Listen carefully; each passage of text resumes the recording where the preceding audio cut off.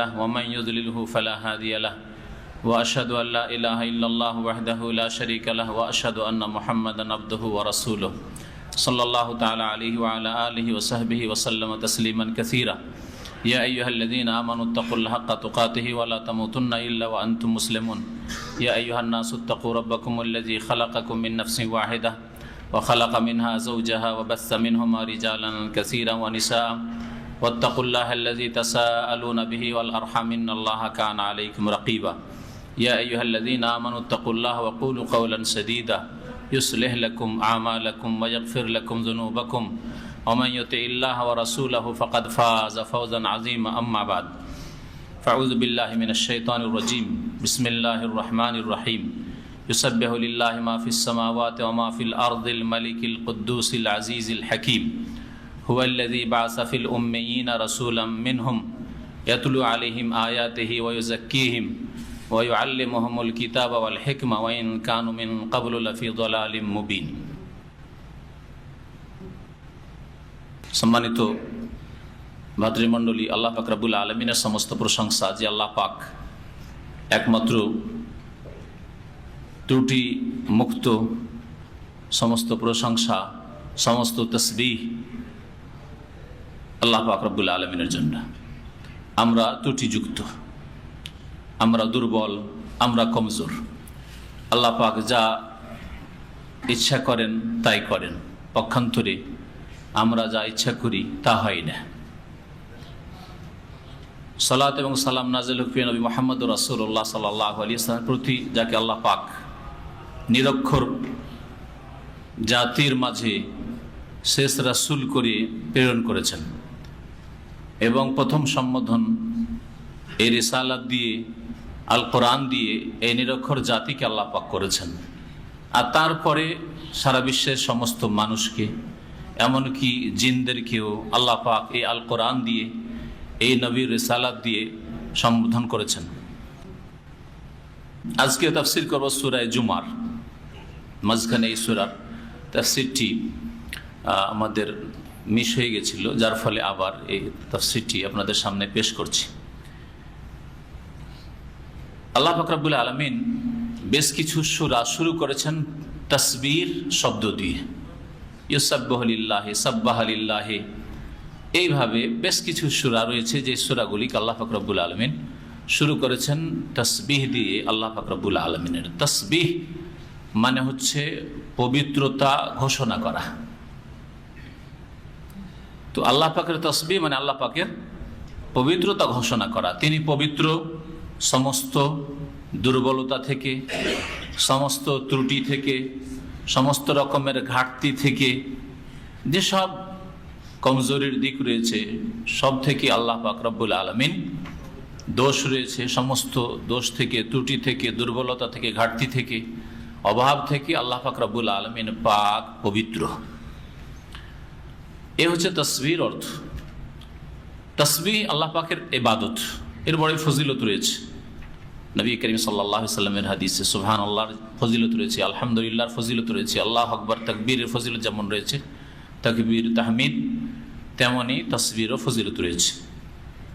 বরং বেশ কিছু তাসবির বাক্য নবী করিম সাল্লাল্লাহু আলাইহি ওয়াসাল্লামের বিশেষ বিশেষ বাক্য রয়েছে। সহিহ বুখারীর শেষ হাদিসে রয়েছে তাসবিহ সম্পর্কে, এবং তাতে আল্লাহ পাকের প্রশংসার কথাও রয়েছে। কালেমাতানে, দুটি কথা রয়েছে, দুটি বাক্য রয়েছে।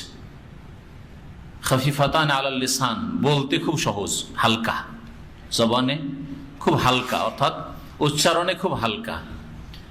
আর সাকিলাতান ফিল মিজান, আর আল্লাহর দাঁড়িপাল্লায় খুব ভারী। আর হাবিবাতান ইলা রহমান, রহমান দয়াবান আল্লাহ পাকের নিকট অত্যন্ত প্রিয়। কি সেগুলি?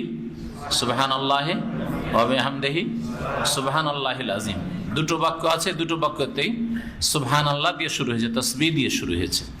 তো তাসবিহ আল্লাহ পাক রব্বুল আলামিনের এমন গুরুত্বপূর্ণ ইবাদত যে শুধু মানুষ বা মুমিন মুসলিম তাসবিহ করেন না, মুমিন মুসলিমও তাসবিহ করে, এমনকি কাফেরও তাসবিহ করে, এমনকি মানুষ ছাড়া, জিন ছাড়া, ফেরেশতা ছাড়া আল্লাহ পাকের সমস্ত সৃষ্টি যেসবের প্রাণ আছে, গাছপালা, এমনকি প্রাণহীন পাহাড় পর্বত, আসমান জমিন, অচেতন বস্তু, সবকিছুই আল্লাহ পাকের তাসবিহ করে, আসমানে এবং জমিনে।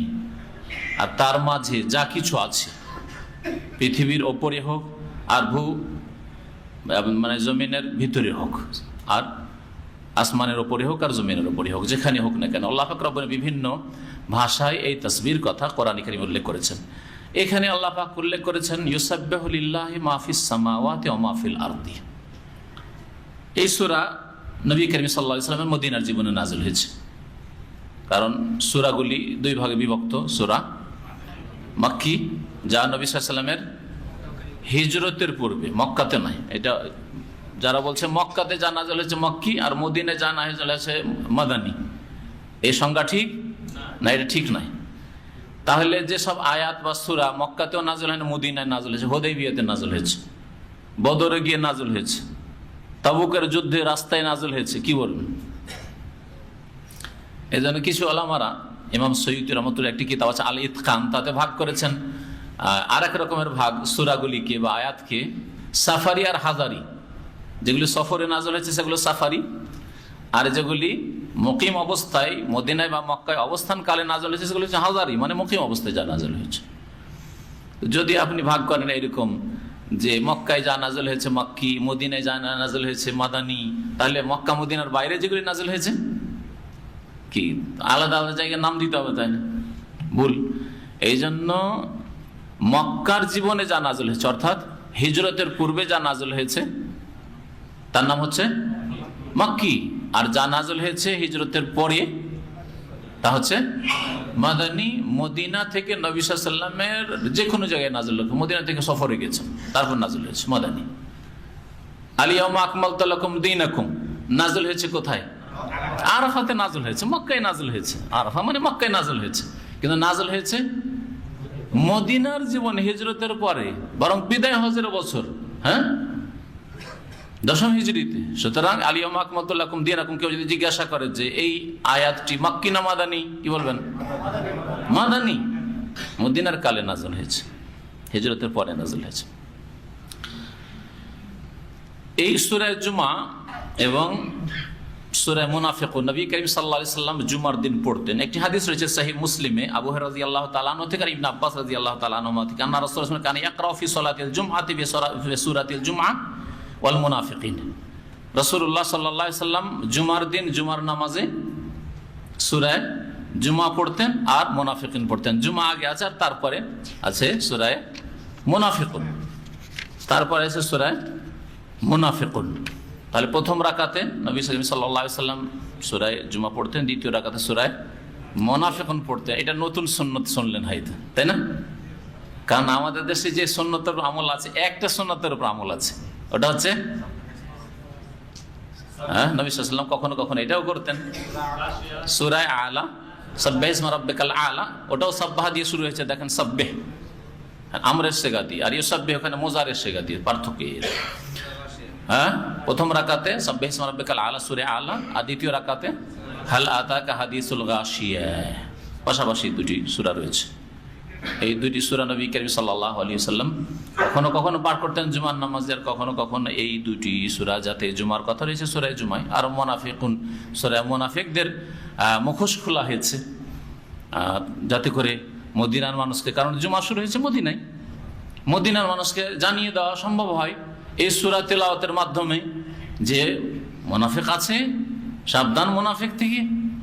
জি, নবী সাল্লাল্লাহু আলাইহি ওয়াসাল্লামের প্রত্যেকটি সূরার তেলাওয়াতের বড় বড় মাহফিলে, অর্থাৎ মানে বড় সংখ্যক লোক জুমার নামাজে, বেশি সংখ্যায় লোক একত্রিত হয়। সুতরাং এই বিশেষ বিশেষ সূরাগুলি নবী করিম সাল্লাল্লাহু আলাইহি ওয়াসাল্লাম জুমার নামাজে পড়েছেন অথবা ঈদের নামাজে পড়েছেন, এগুলি রহস্য আছে, এমনিতে নাই যে নবী সাল্লাল্লাহু আলাইহি ওয়াসাল্লাম পড়েছেন বাস, কোনো উদ্দেশ্য নেই, না উদ্দেশ্য আছে, যাতে এই বিষয়গুলি মানুষকে শুনিয়ে দেওয়া হয়। কারণ আমরা এই জন্য বুঝি না যে হয়তো এমনি পড়েছেন, এই জন্য যে আমাদের দেশে আমরা অনারব মানুষ, অধিকাংশ মানুষ যেহেতু কোরআন বুঝি না, সূরা পড়লে অর্থ বুঝি না, সুতরাং আমরা মনে করি যে ইমাম সাহেব তেলাওয়াত করেছেন, মন্ত্রের মতো তেলাওয়াত হইল না। এই তিলাওয়াতের মাধ্যমে মানুষকে জানিয়ে দেওয়া হইল এই বিষয়গুলি। জুমার বিষয়টা জানিয়ে দেওয়া হইল, মুনাফিকদের বিষয়টা জানিয়ে দেওয়া হইল প্রত্যেক সপ্তাহে। সূরা আলা, সূরা গাশিয়া, জান্নাত জাহান্নামের কথা জানিয়ে দেওয়া হইল, কিয়ামতের কথা জানিয়ে দেওয়া হইল, তাওহীদের কথা জানিয়ে দেওয়া হইল। আফালা ইয়ানজুরুনা ইলাল ইবিলি কাইফা খুলিকাত, কে সৃষ্টি করেছে এই উটকে? আসমানকে দেখো, পাহাড়কে দেখো। তাওহীদ, আল্লাহকে চেনা উপায়। নবী করিম সাল্লাল্লাহু আলাইহি সাল্লাম এসব হিকমতের জন্য এই বিশেষ বিশেষ সূরাগুলিকে বড় বড় অনুষ্ঠানে, অর্থাৎ ঈদের নামাজে, জুমার নামাজে, যাতে সবচেয়ে বেশি লোকেরা একত্রিত হতে পারে, তেলাওয়াত করতেন। তার মানে যদি নামাজের সূরাগুলিও মানুষকে বোঝানো উদ্দেশ্য হয় এই বিষয়গুলি, তাহলে তার খুতবা সম্পর্কে কি বলতে পারেন আপনি? খুতবাকে মন্ত্র তো বাঙালি সমাজে আর উর্দু ভাষী সমাজে আর ইংরেজির সমাজে, আরবিতে খুতবা দিয়ে কাজ হবে? কখন হবে না। ভুল ভুল। যারা আরবিতে মন্ত্র পড়ে খুতবা, আর তারা বড়ই ভুলে রয়েছে। আল্লাহ তাদেরকে সংশোধন করার তৌফিক দিক। আলহামদুলিল্লাহ, আলহামদুলিল্লাহ। আল্লাহ পাক যে উদ্দেশ্যে কোরআন কারীম নাযিল করেছেন মানুষের হেদায়েতের জন্য, সেই উদ্দেশ্য মোতাবেক আমরা খুতবা দিয়ে থাকি। যেখানে যেই ভাষার মানুষ অধিকাংশ সংখ্যায় রয়েছে, সেখানে সেই ভাষা দিয়ে খুতবা হবে। এটাই হচ্ছে শরীয়ত সম্মত বিষয়। কারণ খুতবা মানে হচ্ছে খিতাব করা, সম্বোধন করা। আল্লাহ পাক রব্বুল আলামিন ইরশাদ করছেন, ইউসাব্বিহু লিল্লাহি মা ফিস সামাওয়াতি ওয়া মা ফিল আরদিল মালিকিল কুদ্দুসিল আজিজিল হাকীম। এখানে আসমান সমূহে এবং পৃথিবীতে যা কিছু আছে, আল্লাহ বলেছেন মা ফিস সামাওয়াত। কোরআনে কারীমের কোন কোন আয়াত আছে মান দিয়ে আছে, তুসাব্বিহু লাহুস সামাওয়াতুস সাবউ ওয়াল আরদু ওয়া মান ফিহিন। মান মানে ব্যক্তি, আর মা মানে বস্তু। দুটোর মাঝে পার্থক্য হচ্ছে। তাহলে যেখানে মান দিয়ে আছে, তার মানে আসমান জমিনে যারা আছে তারা তাসবিহ করে, ফেরেশতারা তাসবিহ করে, মানুষ তাসবিহ করে, জিনেরা তাসবিহ করে। এটা বোঝানো হয়েছে মান দিয়ে। কিন্তু মা যেখানে এসছে ব্যাপক। মানুষ, ফেরেশতা, জিন তো তাসবিহ করেই, কিন্তু অচেতন বস্তু, জ্ঞানহীন বস্তু, হ্যাঁ, আল্লাহ পাকের সমস্ত সৃষ্টি তাসবিহ করে। এখানে অর্থে আসুন, আল্লাহ পাক ইরশাদ করছেন ইউসাব্বিহু লিল্লাহ, আল্লাহ পাকের তাসবিহ করে মানে পবিত্রতা ঘোষণা করে। মা ফিস সামাওয়াতে, যা কিছু আসমান সমূহে রয়েছে, যা কিছু, যে কেউ নয়, শুধু যা কিছু রয়েছে। অমাফিল, আর যা কিছু পৃথিবীতে আছে। পৃথিবীতে আছে মানে পৃথিবীর ওপরে আছে আর পৃথিবীর পেটে আছে। অনেক আল্লাহ পাকের সৃষ্টি আছে মাটির তলায় আছে, আর অনেক আল্লাহ পাকের সৃষ্টি আছে যা মাটির ওপরে আছে, জমিনের ওপরে, পৃথিবীতে আসমান জমিনের মাঝখানে আছে। সব কিছুইকে শামিল, মাহফিস সামাওয়াত ওয়া মাহফিল আরদ।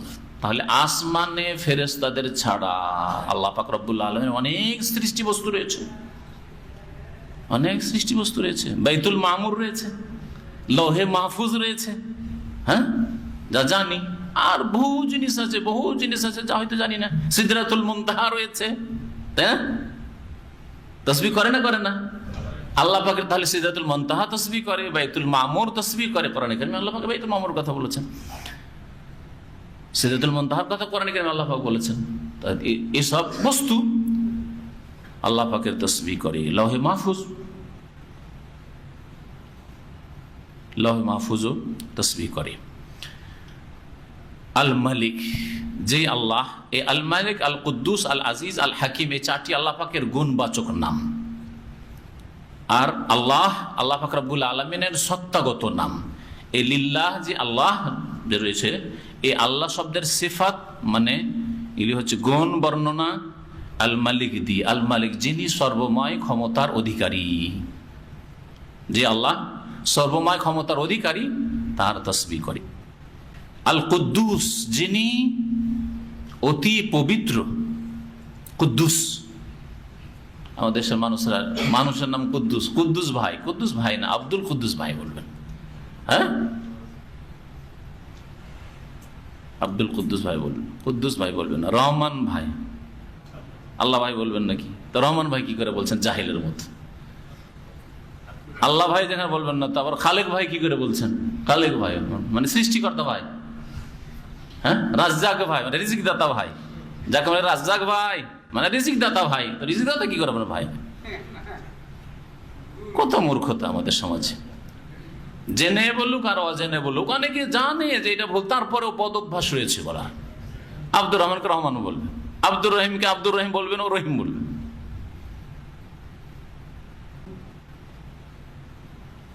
আল মালিক যিনি সর্বময় ক্ষমতার অধিকারী, আল কুদ্দুস যিনি অতি পবিত্র। কুদ্দুস কাফ দাল সিন এর মানে পবিত্র হয়। এতে থেকে বাইতুল মুকাদ্দাস বা বাইতুল মাকদিস, বাইতুল মুকাদ্দাস কাদ্দাস ও কাদ্দাস থেকে ইসিম মফউল বাইতুল মুকাদ্দাস বা মাকদিস ইসিম জারফ মাজরে মাফএলের ওজনে, তার মানে পবিত্র স্থানে, এমন ঘর যা পবিত্র বা পবিত্র করা হয়েছে, আল্লাহ পাক পবিত্র করেছেন। তিনটি মসজিদের একটি মসজিদের নাম হচ্ছে বাইতুল মুকাদ্দাস বা মাকদিস, মুকাদ্দিস নাই, কারণ আমাদের দেশের লোকেরা অনেকে বাইতুল মুকাদ্দিস বলে, হয় মুকাদ্দাস পড়েন আর না হয় মাকদিস। আল আজিজ যিনি মহা পরাক্রান্ত, আল হাকিম যিনি কি বলবেন মহাবিজ্ঞানী বা প্রজ্ঞাময়, যে যার প্রত্যেকটি কথা কাজে সৃষ্টিতে হিকমত রয়েছে, তিনি হাকিম। আল্লাহ পাক রব্বুল আলামিনের এসব গুণবাচক নাম উল্লেখ করার পরে আল্লাহ পাক ইরশাদ করেছেন, হুয়াল্লাযী বাআসা ফিল উম্মিয়িনা রাসূল। আল্লাহ সেই সত্তা, হুয়া মানে তিনি, তিনি মানে আল্লাহ, আল্লাহ সেই সত্তার নাম। বাআসা ফিল উম্মিন যিনি প্রেরণ করেছেন, বাআসা ইয়াবাসু মানে আরসালা ইউরসিলু, আরসালা ইউরসিলু মানে পাঠানো, আর বাআসা ইয়াবাসু মানে পাঠানো, শব্দের পার্থক্য। হুয়াল্লাযী আরসালা রাসূলাহু, আল্লাহ সেই সত্তা যিনি রাসূলকে প্রেরণ করেছেন, আরসালা রাসূলাহু, এখানে হুয়াল্লাযী বাআসা ফিল উম্মিন পাঠিয়েছেন। হুয়াল্লাযী আল্লাহ সেই সত্তা যিনি প্রেরণ করেছেন ফিল উম্মি নিরক্ষর জাতির মাঝে, নিরক্ষর লোকদের মাঝে। উম্মি একজন নিরক্ষর ব্যক্তি, আর উম্মিয়িন কোরআনে কারীমের আরেক আয়াতে রয়েছে আন-নাবিয়ুল উম্মি, নিরক্ষর নবী, যার কাছে অক্ষরের জ্ঞান ছিল না, আলিফ থেকে ইয়ার জ্ঞান ছিল না, কোনটা আলিফ কোনটা জিম কোনটা হা কোনটা খা কোনটা ইয়া কোনটা তা, এই শিক্ষা নবী করিম সাল্লাল্লাহু আলাইহি ওয়াসাল্লাম কোন শিক্ষকের কাছে নেননি। এই জন্য নবী সাল্লাল্লাহু আলাইহি ওয়াসাল্লামের একটি গুণ হচ্ছে আল উম্মি। উম্মি বলা মানে নবীর মানহানি করা না সম্মান করা? কোন দিক থেকে সম্মান করা?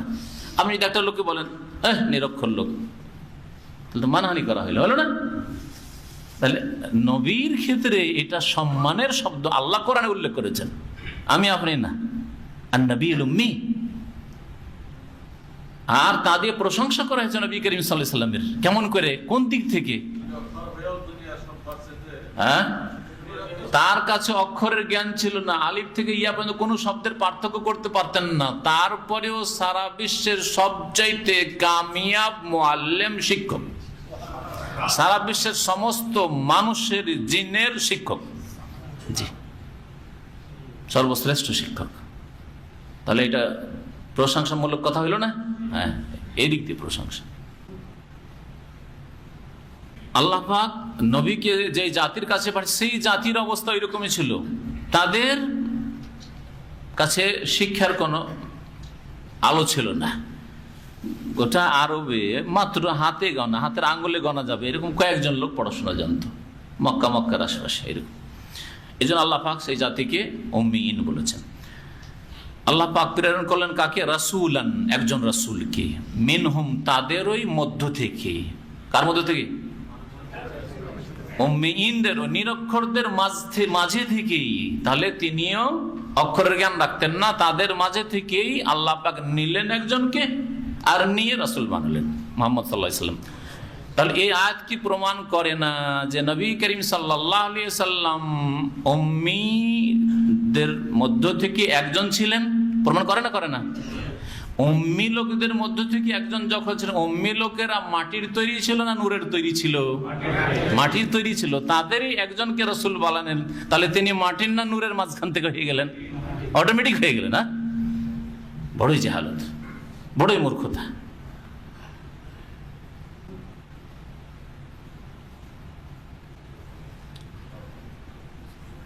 নিরক্ষরদের মাঝে আল্লাহ পাক রাসূল প্রেরণ করলেন।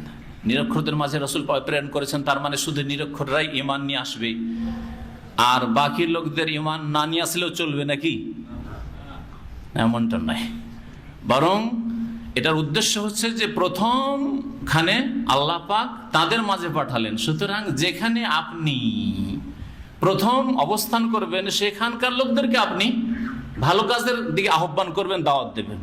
আর তারপরে আপনার যদি এর চাইতে বেশি দায়িত্ব থাকে তখন অন্য জায়গায় যাবেন, তাই না? কিন্তু আপনি যেখানে প্রথম এসছেন তখন সেখানে আপনার দাওয়াত পেশ করবেন, আপনি যা নিয়ে এসেছেন আল্লাহর পক্ষ থেকে, যে মিশন নিয়ে এসেছে মিশন পেশ করবেন। এ হচ্ছে উদ্দেশ্য। কারণ এই মর্মে বেশ কিছু আয়াত রয়েছে, সবগুলি আয়াতকে একসাথে করলে ব্যাপারটি স্পষ্ট হবে। যেমন আপনাদেরকে কয়েকটি আয়াত শোনাই। আল্লাহ পাক রব্বুল আলামিন এই আয়াত তো শুনলেন যে নবী করিম সাল্লাল্লাহু আলাইহি ওয়াসাল্লামকে আল্লাহ পাক নিরক্ষরদের মাঝে রাসূল করে প্রেরণ করেছেন, তাই না? দ্বিতীয় আয়াত আল্লাহ পাক বলছেন ওয়াকুল্লিল্লাযিনা উতুল কিতাব, হে নবী তুমি বলে দাও ওই সব লোকদেরকে যাদেরকে আল কিতাব দেওয়া হয়েছে, আহলে কিতাব, তার মানে ইহুদি নাসারাদেরকে, খ্রিস্টানদেরকে বলে দাও, তাদেরকে বলতে বলা হচ্ছে। ওয়াল উম্মিয়িন, এবং নিরক্ষরদেরকে বলে দাও, মানে আরব মুশরিকদেরকেও বলে দাও, আরব মুশরিকদেরকে বলে দাও। আর আহলে কিতাব যারা ইহুদি নাসারা তাদেরকে বলে দাও আসলামতুম, তোমরা কি ইসলাম নিয়ে আসবে, তোমরা ইসলাম গ্রহণ করবে? তাহলে বলা হলো না যে ইহুদিকে ইসলাম গ্রহণ করতে হবে, খ্রিস্টানকে ইসলাম গ্রহণ করতে হবে, আর মুশরিক পত্তলিক যারা 360 মূর্তি রেখে কাবার চারিদিকে পূজা করছে এদেরকেও ইসলাম গ্রহণ করতে হবে। আসলামতুম ফাইন আসলামু, সুতরাং তারা যদি ইসলাম গ্রহণ করে ফাকাদ ইহতাদাউ, তাহলে হিদায়াত পেল। ওয়াইন তাওয়াল্লাউ, আর যদি তারা বিমুখ হয়ে যায়, মুখ ফিরিয়ে নেয়, ফাইন্নামা আলাইকাল বালাগ, হে নবী তোমার দায়িত্ব হচ্ছে পৌঁছে দেওয়া, তাবলীগ করে দেওয়া, জানিয়ে দেওয়া তাদেরকে। ওয়াল্লাহু বাসীরুম বিল ইবাদ। একটি আয়াত কয়েক সপ্তাহ আগে এই আয়াতের তাফসীর করা হয়েছে। আল্লাহ পাক বলে সূরা যুখরুফে রয়েছে ওয়া ইন্নাহু লাযিকরুন লাকা ওয়া লিকাওমিকা, হে নবী এই কোরআনে কারীম তোমার জন্য উপদেশ আর তোমার জাতির জন্য উপদেশ।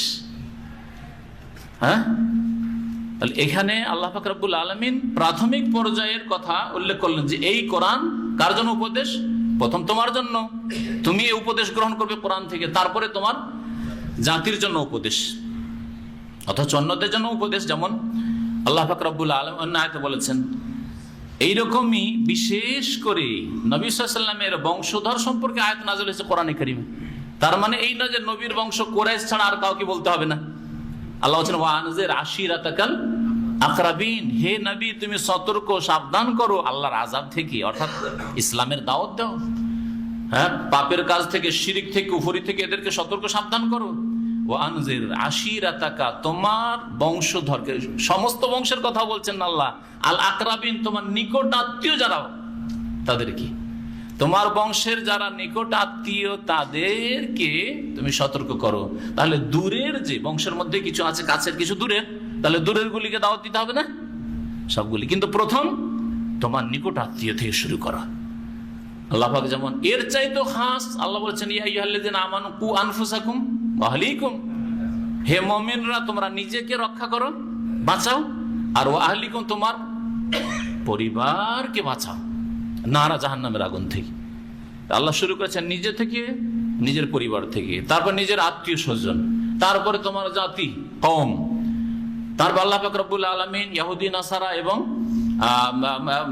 মুশরিকদের কথা আল্লাহ পাক রব্বুল বললেন। তারপরে শোনেন সমস্ত মানুষের জন্য রাসূল মুহাম্মদ সাল্লাল্লাহু আলাইহি ওয়াসাল্লাম এই আয়াত শোনেন, কুল ইয়া আইয়ুহান নাস, হে নবী তুমি বলে দাও হে মানব সকল, ইন্নী রাসূলুল্লাহ ইলাইকুম জামিয়া, আমি আল্লাহ পাকের রাসূল তোমাদের সকলের জন্য, ইলাইকুম জামিয়ান তোমাদের সকলের জন্য, সমস্ত মানুষের জন্য আমি রাসূল। আর একটি আয়াত শুনেন, আল্লাহ পাক বলেছেন লি উনজিরাকুম বিহি ওয়া মান বালাগ, এই আয়াতের তাফসীর এক সপ্তাহ আগে হয়েছে, যাতে করে আমি তোমাদের কাছে এসেছি যাতে তোমাদেরকে সাবধান করি, ওয়ামাম বালাগার আমার এই দাওয়াত যার কাছে পৌঁছবে তাদেরকেও সাবধান করি। আমি পৌঁছাইতে পারলাম না, কিন্তু কারো মাধ্যমে, আমার সাহাবীদের মাধ্যমে যেসব জাতির কাছে পৌঁছবে তাদেরকেও আমি সতর্ক করতে এসেছি। লিউনজিরাকুম বিহি ওয়ামাম বালাগ। আল্লাহ পাক রব্বুল আলামিন আরেকটি আয়াতে ইরশাদ করেছেন ওয়ামান ইয়াকফুর বিহি মিনাল আহজাবি ফান্নারু মাউইদুহু, আহজাব মানে যে কোনো দলের মধ্য থেকে কেউ যদি কুফরি করে, অস্বীকার করে, মানব না কোরআন, মানবো না ইসলাম, মানবো না মুহাম্মদ সাল্লাল্লাহু আলাইহি সাল্লামকে, মানবো না নামাজ, মানবো না তাওহীদ, ওমাই ইয়াকফুর বিহি মিনাল আহদ ফান্নারু মাউইদুহু, তাহলে তাদের সাথে জাহান্নামের ওয়াদা থাকলো। আল্লাহু আকবার। যে কোনো জাতি, আল্লাহ বলছেন, আফ্রিকান হোক আর ইউরোপিয়ান হোক আর আমেরিকান হোক আর এশিয়ান হোক আর কালো হোক আর সাদা হোক আর যে কোনো বর্ণের হোক না কেন, যে কোনো সম্প্রদায়ের হোক, আল্লাহ বলছেন ওয়ামাই ইয়াকফুর বিহি মিনাল আহজাব, যত জাতি রয়েছে, জাতির কোন কেউ যদি কুফরি করে এই কোরআনের সাথে, আল্লাহর বিধানের সাথে, ফান্নারু মাউইদুহু, তার সাথে জাহান্নামের প্রতিশ্রুতি থাকলো, জাহান্নাম রয়েছে তার জন্য। এছাড়াও বহু আয়াত রয়েছে, সময় এতে লেগে যাবে যদি আরো লম্বা করি তো। আল্লাহ পাক যেমন বলেছেন, ওয়া মা আরসালনাকা ইল্লা কাফাতাল লিন্নাস, সমস্ত মানুষের জন্য। নবী করিম সাল্লাল্লাহু আলাইহি সাল্লাম জিনদের জন্য যে নবী হয়েছিলেন তার প্রমাণ সূরা আহকাফের বেশ কিছু আয়াত রয়েছে, আর সূরা জিন রয়েছে। সূরা জিন আল্লাহ পাক রব্বুল আলামিন ইরশাদ করেছেন যে রাসূল এসেছেন নিরক্ষরদের মাঝে, আল্লাহ পাঠিয়েছেন। কেন? তার ডিউটি কি, কি কাজে এসেছিলেন তিনি? ইয়াতলু আলাইহিম আয়াতিহি, যাতে করে তাদেরকে আল্লাহ পাকের আয়াত পাঠ করে তেলাওয়াত করে শোনান তিনি। প্রথম কাজ নবী করিম সাল্লাল্লাহু আলাইহি ওয়াসাল্লামের ছিল যে আল্লাহর আয়াত কোরআন কারীমের তেলাওয়াত করে শোনাবেন। তারা আরব ছিল, আরবি ভাষায় তেলাওয়াত করলে তারা বুঝে নিত, না বুঝলে কখনো কখনো সাহাবীরা জিজ্ঞাসা করেছেন, ইয়া রাসূলুল্লাহ এর অর্থ কি? তখন বলে দিয়েছেন। যখন আয়াত নাযিল হইল, আল্লাযীনা আমানু ওয়া লাম ইয়ালবিসু ঈমানাহুম বিযুলমি, যারা ঈমান নিয়ে আসলো আর ঈমানের সাথে জুলমের সংমিশ্রণ করলো না, জুলমের সংমিশ্রণ করলো না, উলাইকা লাহুমুল আমন, তাদের নিরাপত্তা রয়েছে, ওয়া হুম মুহতাদুন, আর তারা হেদায়েত প্রাপ্ত। তখন সাহাবীরা বলে, ইয়া রাসূলুল্লাহ আমাদের এমন কেউ আছে যে জুলুম করে না, এমন কেউ আছে যে গুনাহ করে না? সবাই তো আমরা গুনাহ করি, তাহলে তো আমরা হেদায়েত পাবো না। এই আয়াত বলছেন। নবী করিম সাল্লাল্লাহু আলাইহি ওয়াসাল্লাম বললেন যে শোনোনি, নেক বান্দা লোকমান কি বলেছেন যে ইন্নাশ শিরকা লাযুলুন আযীম। এই আয়াতের জুলমের অর্থ হচ্ছে সমস্ত জুলুম না, মানে গুনাহ নয়, সবগুলি গুনাহকে উদ্দেশ্য করা হয়নি। শিরক মুক্ত যদি থাকো তো কম হেদায়েত পাবে কমপক্ষে, আর যে শিরক যুক্ত থাকলো কখনো হেদায়েত পাবে না, আর তার জন্য নিরাপত্তাও নেই। দুটো আল্লাহ নিয়ামত দিবেন যদি শিরক মুক্ত সমাজ গড়তে পারেন, শিরক মুক্ত দেশ তৈরি করতে পারেন, শিরক মুক্ত পরিবার তৈরি করতে পারেন, ছোট শিরক নেই, বড় শিরক নেই, তাহলে আল্লাহ পাক বলছেন উলাইকা লাহুমুল আমন, নিরাপত্তা দেবেন। দেশে নিরাপত্তা আসবে, সমাজে নিরাপত্তা আসবে, বাড়িতে নিরাপত্তা আসবে, আল্লাহ পাকের পক্ষ থেকে আযাব আসবে না। আর দুনিয়াতে যে ফিতনা ফাসাদ হচ্ছে, হ্যাঁ নিরাপত্তাহীনতা আসছে, তাও আসবে না। আল্লাহর দ্বীনের বাস্তবায়নের মাধ্যমে নিরাপত্তা আসতে পারে। তো এখানে নবী করিম সাল্লাল্লাহু আলাইহি ওয়াসাল্লামের সাহাবীরা যখন জুলুম বুঝতে গিয়ে যখন তাদের দ্বিধাদ্বন্দ্ব হলো, তখন জিজ্ঞাসা করেন, নবী সাল্লাল্লাহু আলাইহি ওয়াসাল্লাম তাফসীর করে দিলেন। কিন্তু মাতৃভাষায় ছিল, তারা তেলাওয়াত করলে বুঝতেন। ইয়াতলু আলাইহিম আয়াতিহি, নবীর মিশন ছিল আয়াত তেলাওয়াত করা। ওয়া ইউযাক্কিহিম, দ্বিতীয় ডিউটি ছিল তাদেরকে পবিত্র করা। আয়াত তেলাওয়াত করলাম, ইলম দিলাম, ইলম দেওয়ার পরে তারবিয়াত লাগবে, তারবিয়াত লাগবে, প্রশিক্ষণ লাগবে, শিক্ষার সাথে প্রশিক্ষণ লাগবে। যদি মাদ্রাসায় কোরআন হাদিস পড়ানো হয় কিন্তু ইসলামিক তরবিয়ত হচ্ছে না, পড়ানো হচ্ছে সুন্নাত মুস্তাহাবের কথা, কিন্তু বাস্তবে এই আমলগুলি হচ্ছে কিনা দেখা হচ্ছে না, তাহলে ছেলে ভালো তৈরি হবে না।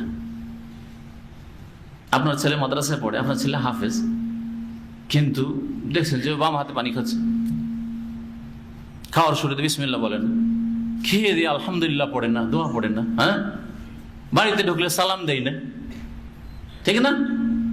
অথচ মাদ্রাসায় দিনই শিক্ষা নিচ্ছে। তাহলে মাদ্রাসায় পড়ছে, তালিম তো আছে, কিন্তু তরবিয়ত নেই। খুব সংক্ষেপে বোঝানোর জন্য কথা বললাম। যে কোনো জায়গায় দেখবেন, যদি দেখা যায় যে এরা তো শিখছে, নিয়মিত আসছেন, কিন্তু আমলে পরিবর্তন হচ্ছে না। ইসলামিক সেন্টারে এসে শিখছেন, কিন্তু এখনো টাকনা নিচ্ছে কাপড়, তালিম নিচ্ছেন কিন্তু তরবিয়ত নিচ্ছেন না। তরবিয়ত নিতে হবে, সংশোধন হচ্ছে না। এখনো ফজর নামাজে যান না, অথচ প্রতিদিন নামাজের কথা আসছে, শুনছেন, ইলম আছে আপনার, কিন্তু তরবিয়ত নেই। তালিমের সাথে তরবিয়ত না থাকলে এই তালিম দিয়ে, শিক্ষা দিয়ে কোনো ফায়দা নেই। আপনি উপকৃত হলেন না, আপনার জন্য বিপজ্জনক হবে। শিক্ষাও যেমন ফরজ, আমল করা ফরজ, এলমের সাথে আমল জড়িত। আল্লাহ পাক রব্বুল আলামিন তাই বলছেন যে কোরআন তেলাওয়াত করে তাদেরকে শোনাবে, আয়াত তেলাওয়াত করে, আর তাদেরকে পবিত্র করবে, তাদের আত্মার পরিশুদ্ধি করবে। তাহলে ইসলামে স্পষ্ট কোরআন এবং হাদিসে আত্মার পরিশুদ্ধির তরিকা আছে, কারণ নবী সাল্লাল্লাহু আলাইহি ওয়াসাল্লাম করতেন তা। এই বাতেনি ইলম নয়, হ্যাঁ, মারিফতি ইলম নয় যে লুকায়িত ইলম আছে শুধু পীরেরাই জানে আর আলেম ওলামারা যায় না, কোরআন হাদিসে নেই স্পষ্ট। মিথ্যা কথা, মিথ্যা কথা। শরীয়তেই আছে, কোরআন এবং হাদিসেই আছে যে আত্মার পরিশুদ্ধি কেমন করে হবে, ইবাদত বন্দেগীতে উন্নতি কেমন করে হবে, আখলাক চরিত্রে কেমন করে উন্নতি হবে, আকীদায় আল্লাহর উপর ভরসায় তাওয়াক্কুলে ধৈর্যে কেমন করে উন্নতি হবে, সব কথা কোরআন হাদিসে আছে। বাস আমল করতে হবে, আমল করে তাজকিয়া হাসিল করতে হবে, পবিত্রতা অর্জন করতে হবে। ওয়ায়ুআল্লিমুহুমুল কিতাব ওয়াল হিকমা, এবং নবী করিম সাল্লাল্লাহু আলাইহি ওয়াসাল্লামের তৃতীয় কাজ ছিল তাদেরকে কিতাবের শিক্ষা দেওয়া, আল কিতাব কোরআন কারীমের, ওয়াল হিকমাতা, একবার হিকমতের শিক্ষা দেওয়া, তার মানে হচ্ছে সুন্নাহ হাদিসের শিক্ষা দেওয়া। সহি তাফসীর এই ক্ষেত্রে, হিকমতের ক্ষেত্রে কোরআন কারীমে বিশেষ করে যেখানে কিতাবের সাথে হিকমত, কোন কোন আয়াতে কিতাবের সাথে হিকমত শব্দ উল্লেখ করা হয়েছে, সেখানে কিতাব মানে হচ্ছে কোরআন কারীম আর হিকমত মানে হচ্ছে রাসূলুল্লাহ সাল্লাল্লাহু আলাইহি ওয়াসাল্লামের হাদিস। এই জন্য নবী সাল্লাল্লাহু আলাইহি ওয়াসাল্লাম বলেছেন যে দুটো জিনিস তোমাদের মাঝে ছেড়ে যাচ্ছে, যতদিন মজবুত করে ধরে থাকবে ততদিন গুমরা পথভ্রষ্ট হবে না। দুটো কি? কিতাবুল্লাহ, আল্লাহর কিতাব, আর আমার সুন্নাত। ওই কথাই এই আয়াতে রয়েছে, ওয়ায়ুআল্লিমুহুমুল কিতাব ওয়াল হিকমা। নবী করিম সাল্লাল্লাহু আলাইহি ওয়াসাল্লাম মানব জাতিকে কিতাবের শিক্ষা দিতেন আর হিকমত আর হাদিসের শিক্ষা দিতেন। তাহলে কোরআনে কারীম হাদিস থেকে আলাদা করে বাস্তবায়ন করা যাবে না। যেমন কোরআনে কারীমের প্রতি আমল করবেন, এর জন্য হাদিসের উপর আমল করা জরুরি, না হইলে আমল করা সম্ভব নয়।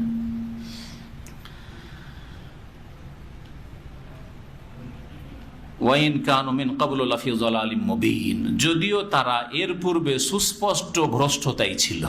যদি এর পূর্বে এই লোকেরা যাদের মাঝে নবী করিম সাল্লাল্লাহু আলাইহি ওয়াসাল্লাম এই কোরআন নিয়ে এসেছেন, রাসূল হয়ে এসেছেন, তারা স্পষ্ট গুমরাহিতে ছিল। ওয়া আখারিনা মিনহুম, আল্লাহ পাক বলছেন যে ওয়া আখারিনা মিনহুম, ওয়া আখারিনা মিনহুম এর সম্পর্ক কোন বাক্যের সাথে? কারণ এর সম্পর্ক আছে আগের সাথে। এর সম্পর্ক হচ্ছে যারা আরবি গ্রামার বুঝেন, হুয়াল্লাযী বাসা ফিল উম্মিয়িন, এ ফিল উম্মিয়িন যে আছে, উম্মিয়িনের উপর আতফ রয়েছে। আরবি গ্রামারে যারা আতফ বুঝেন, অর্থাৎ আল্লাহ সেই সত্তা যিনি নিরক্ষরদের মাঝে রাসূল পাঠালেন নিরক্ষরদেরকে হেদায়েত করার জন্য। ওয়া আখারিনা মিনহুম, আর তাদের মধ্য থেকে আর অন্যান্য লোকেরা রয়েছে, তাদের মাঝেও রাসূল পাঠালেন, হ্যাঁ, বা তাদের জন্য রাসূল পাঠালেন। তার মানে এই আয়াত স্পষ্ট করে দিয়ে, যেমন নবী করিম সাল্লাল্লাহু আলাইহি সাল্লামকে নিরক্ষর জাতির জন্য রাসূল করে প্রেরণ করা হয়েছে, তেমন অন্যান্য জাতির জন্য রাসূল করে প্রেরণ করা হয়েছে। ওয়া আখারিনা মিনহুম, তাফসীর কারগণ বলেছেন যে এই আয়াতে সমস্ত জাতি, আফ্রিকান হোক, সুদানি হোক, হ্যাঁ, আর আপনার ভারতীয় হোক, আর আপনার চাইনিজ রূপ চেহারার হোক, ফিলিপাইনি হোক, সারা দুনিয়ার, আর ইউরোপিয়ান শ্বেতাঙ্গ হোক, যে কোনো বর্ণের হোক না কেন, সমস্ত জাতি এর অন্তর্ভুক্ত। আখারিনা মিনহুমের অন্তর্ভুক্ত।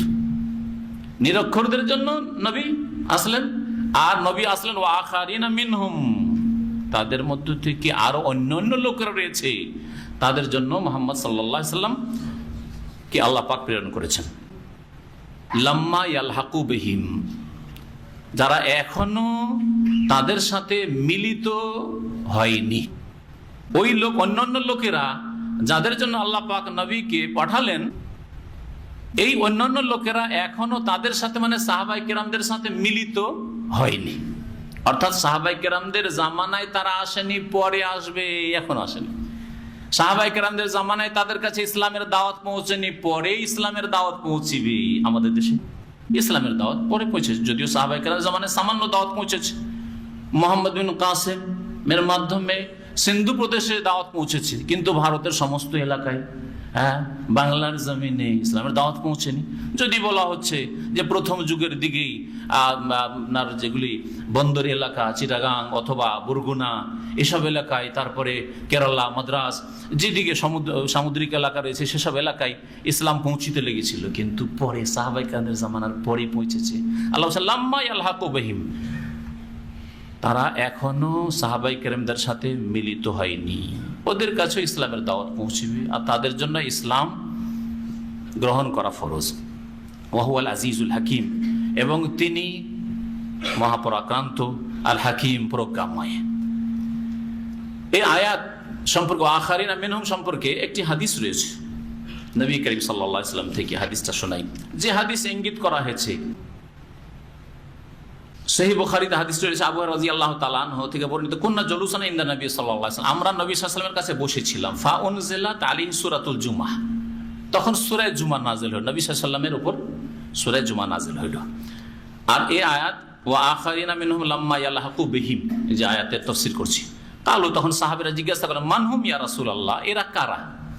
আরো অন্য লোক রয়েছে যারা লাম্মা ইয়ালহাকু বিহিম, এখনো তাদের সাথে মিলিত হননি, এরা কারা? ফালাম ইউরাজিহুম হাত্তা সুইলা সালাসান, নবী সাল্লাল্লাহু আলাইহি ওয়াসাল্লাম কোনো জবাব দিলেন না, 3 বার করে সাহাবীরা জিজ্ঞাসা করলেন। ওয়াফিনা সালমানুল ফারসি, সেই সময় ওই মজলিসে সালমান ফারসি রাদিয়াল্লাহু তাআলা আনহু সাহাবী বসেছিলেন, পারস্য দেশের লোক। তিনি অনারব এশিয়ান অনারবদের প্রতিনিধি নবী সাল্লাল্লাহু আলাইহি ওয়াসাল্লামের দরবারে। নবী করিম সাল্লাল্লাহু আলাইহি সাল্লামের যে সংসদ ছিল, সেই সংসদের একজন প্রতিনিধি অনারব এশিয়ান সালমান ফারসি রাদিয়াল্লাহু তাআলা। একজন প্রতিনিধি রোম সাম্রাজ্যের অর্থাৎ ইউরোপের, তার নাম বলতে পারেন, হ্যাঁ, সোহাইব রুমি রাদিয়াল্লাহু তাআলা আনহু, ইউরোপের প্রতিনিধি। আল্লাহ পাক পৌঁছে দিয়েছেন, ইসলাম গ্রহণ করেছেন, নবী সাল্লাল্লাহু আলাইহি ওয়াসাল্লামের প্রতি ঈমান এনেছেন মক্কায়। ইউরোপের প্রতিনিধি মক্কায় মজুদ, মক্কার জীবনে। তারপরে আফ্রিকার প্রতিনিধি কে বলতে পারেন? বেলাল হাবশি রাদিয়াল্লাহু, হাবশি, হাবাশা, আবিসিনিয়া। নবী করিম সাল্লাল্লাহু আলাইহি ওয়াসাল্লামের এই সামনে মক্কার জীবনে আফ্রিকানের কাছে ইসলাম পৌঁছেছে, ইউরোপিয়ানের কাছে ইসলাম পৌঁছেছে, এশিয়ান অনারবের কাছে ইসলাম পৌঁছেছে, আর এ দিয়ে বাস্তবায়িত হয়ে গেছে যে এই সমস্ত দেশে ইসলাম পৌঁছিবে ইনশাআল্লাহ। পৌঁছেছে আর আরো পৌঁছবে ইনশাআল্লাহ। আর ইসলাম যে সত্য দিন, আল্লাহর শেষ দিন, আর সমস্ত মানুষের জন্য এর বাস্তব প্রমাণ যে প্রতিদিন সারা বিশ্বে দলে দলে ইসলাম গ্রহণ করছে। অথচ মুসলিমরা এখন দুর্বল, নির্যাতিত। মুসলিমরা যদি শক্তিশালী হইতো তাহলে এর অবস্থা কেমন থাকতো চিন্তা করুন। মুসলিমরা যদি শক্তিশালী আরো হইতো তাহলে ইয়াদখুলুনা ফি দীনিল্লাহি আফওয়াজা, দলে দলে ঝাঁপ দিয়ে ইসলাম গ্রহণ করত। আর মুসলিমরা যদি আদর্শ নিজের পেশ করত তাদের কথায়, আখলাক, আচরণে, ইবাদতে, মুসলিমরাই নামাজ পড়ে না। রোমে অমুসলিম থাকে আর মুসলিম থাকে, অমুসলিম বলে এই মুসলমান, তুই নামাজ কেন পড়িস না? হ্যাঁ, খবর আছে আমার কাছে, জি খবর আছে। এখানে একটা খ্রিস্টান ছিল, মাঝে মাঝে আমার দর্শে পুরাতন সেন্টারে আসতো, চিটাগাং বাড়ি। তো ও এখানে দর্শে আসতো, ইসলাম গ্রহণ করার আল্লাহ তৌফিক দেয়নি, আল্লাহর ইচ্ছা। কিন্তু দর্শে নিয়মিত 1 বছরের বেশি এসছে, জুমার দিন করে আসতো।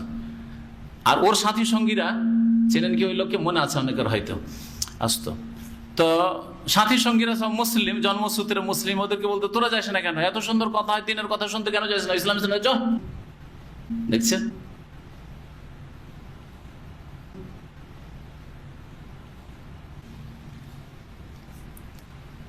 তো হাদিস দেখেন, সালমান ফারসি রাদিয়াল্লাহু তাআলা বসেছিলেন মজলিসে। ফাওয়াদা রাসূলুল্লাহ ইয়াদাহু আলা সালমান ফারসি, রাসূলুল্লাহ সাল্লাল্লাহু আলাইহি ওয়াসাল্লাম সালমান ফারসির গায়ে হাত রাখলেন।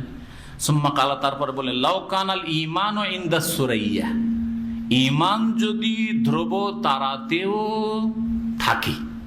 সুরাইয়া ধ্রুব তারাকে বলা হয়। ধ্রুব তারা কোন দিকে থাকে কে বলতে পারেন? হ্যাঁ, তারা সম্পর্কে কারো জ্ঞান নেই নাকি?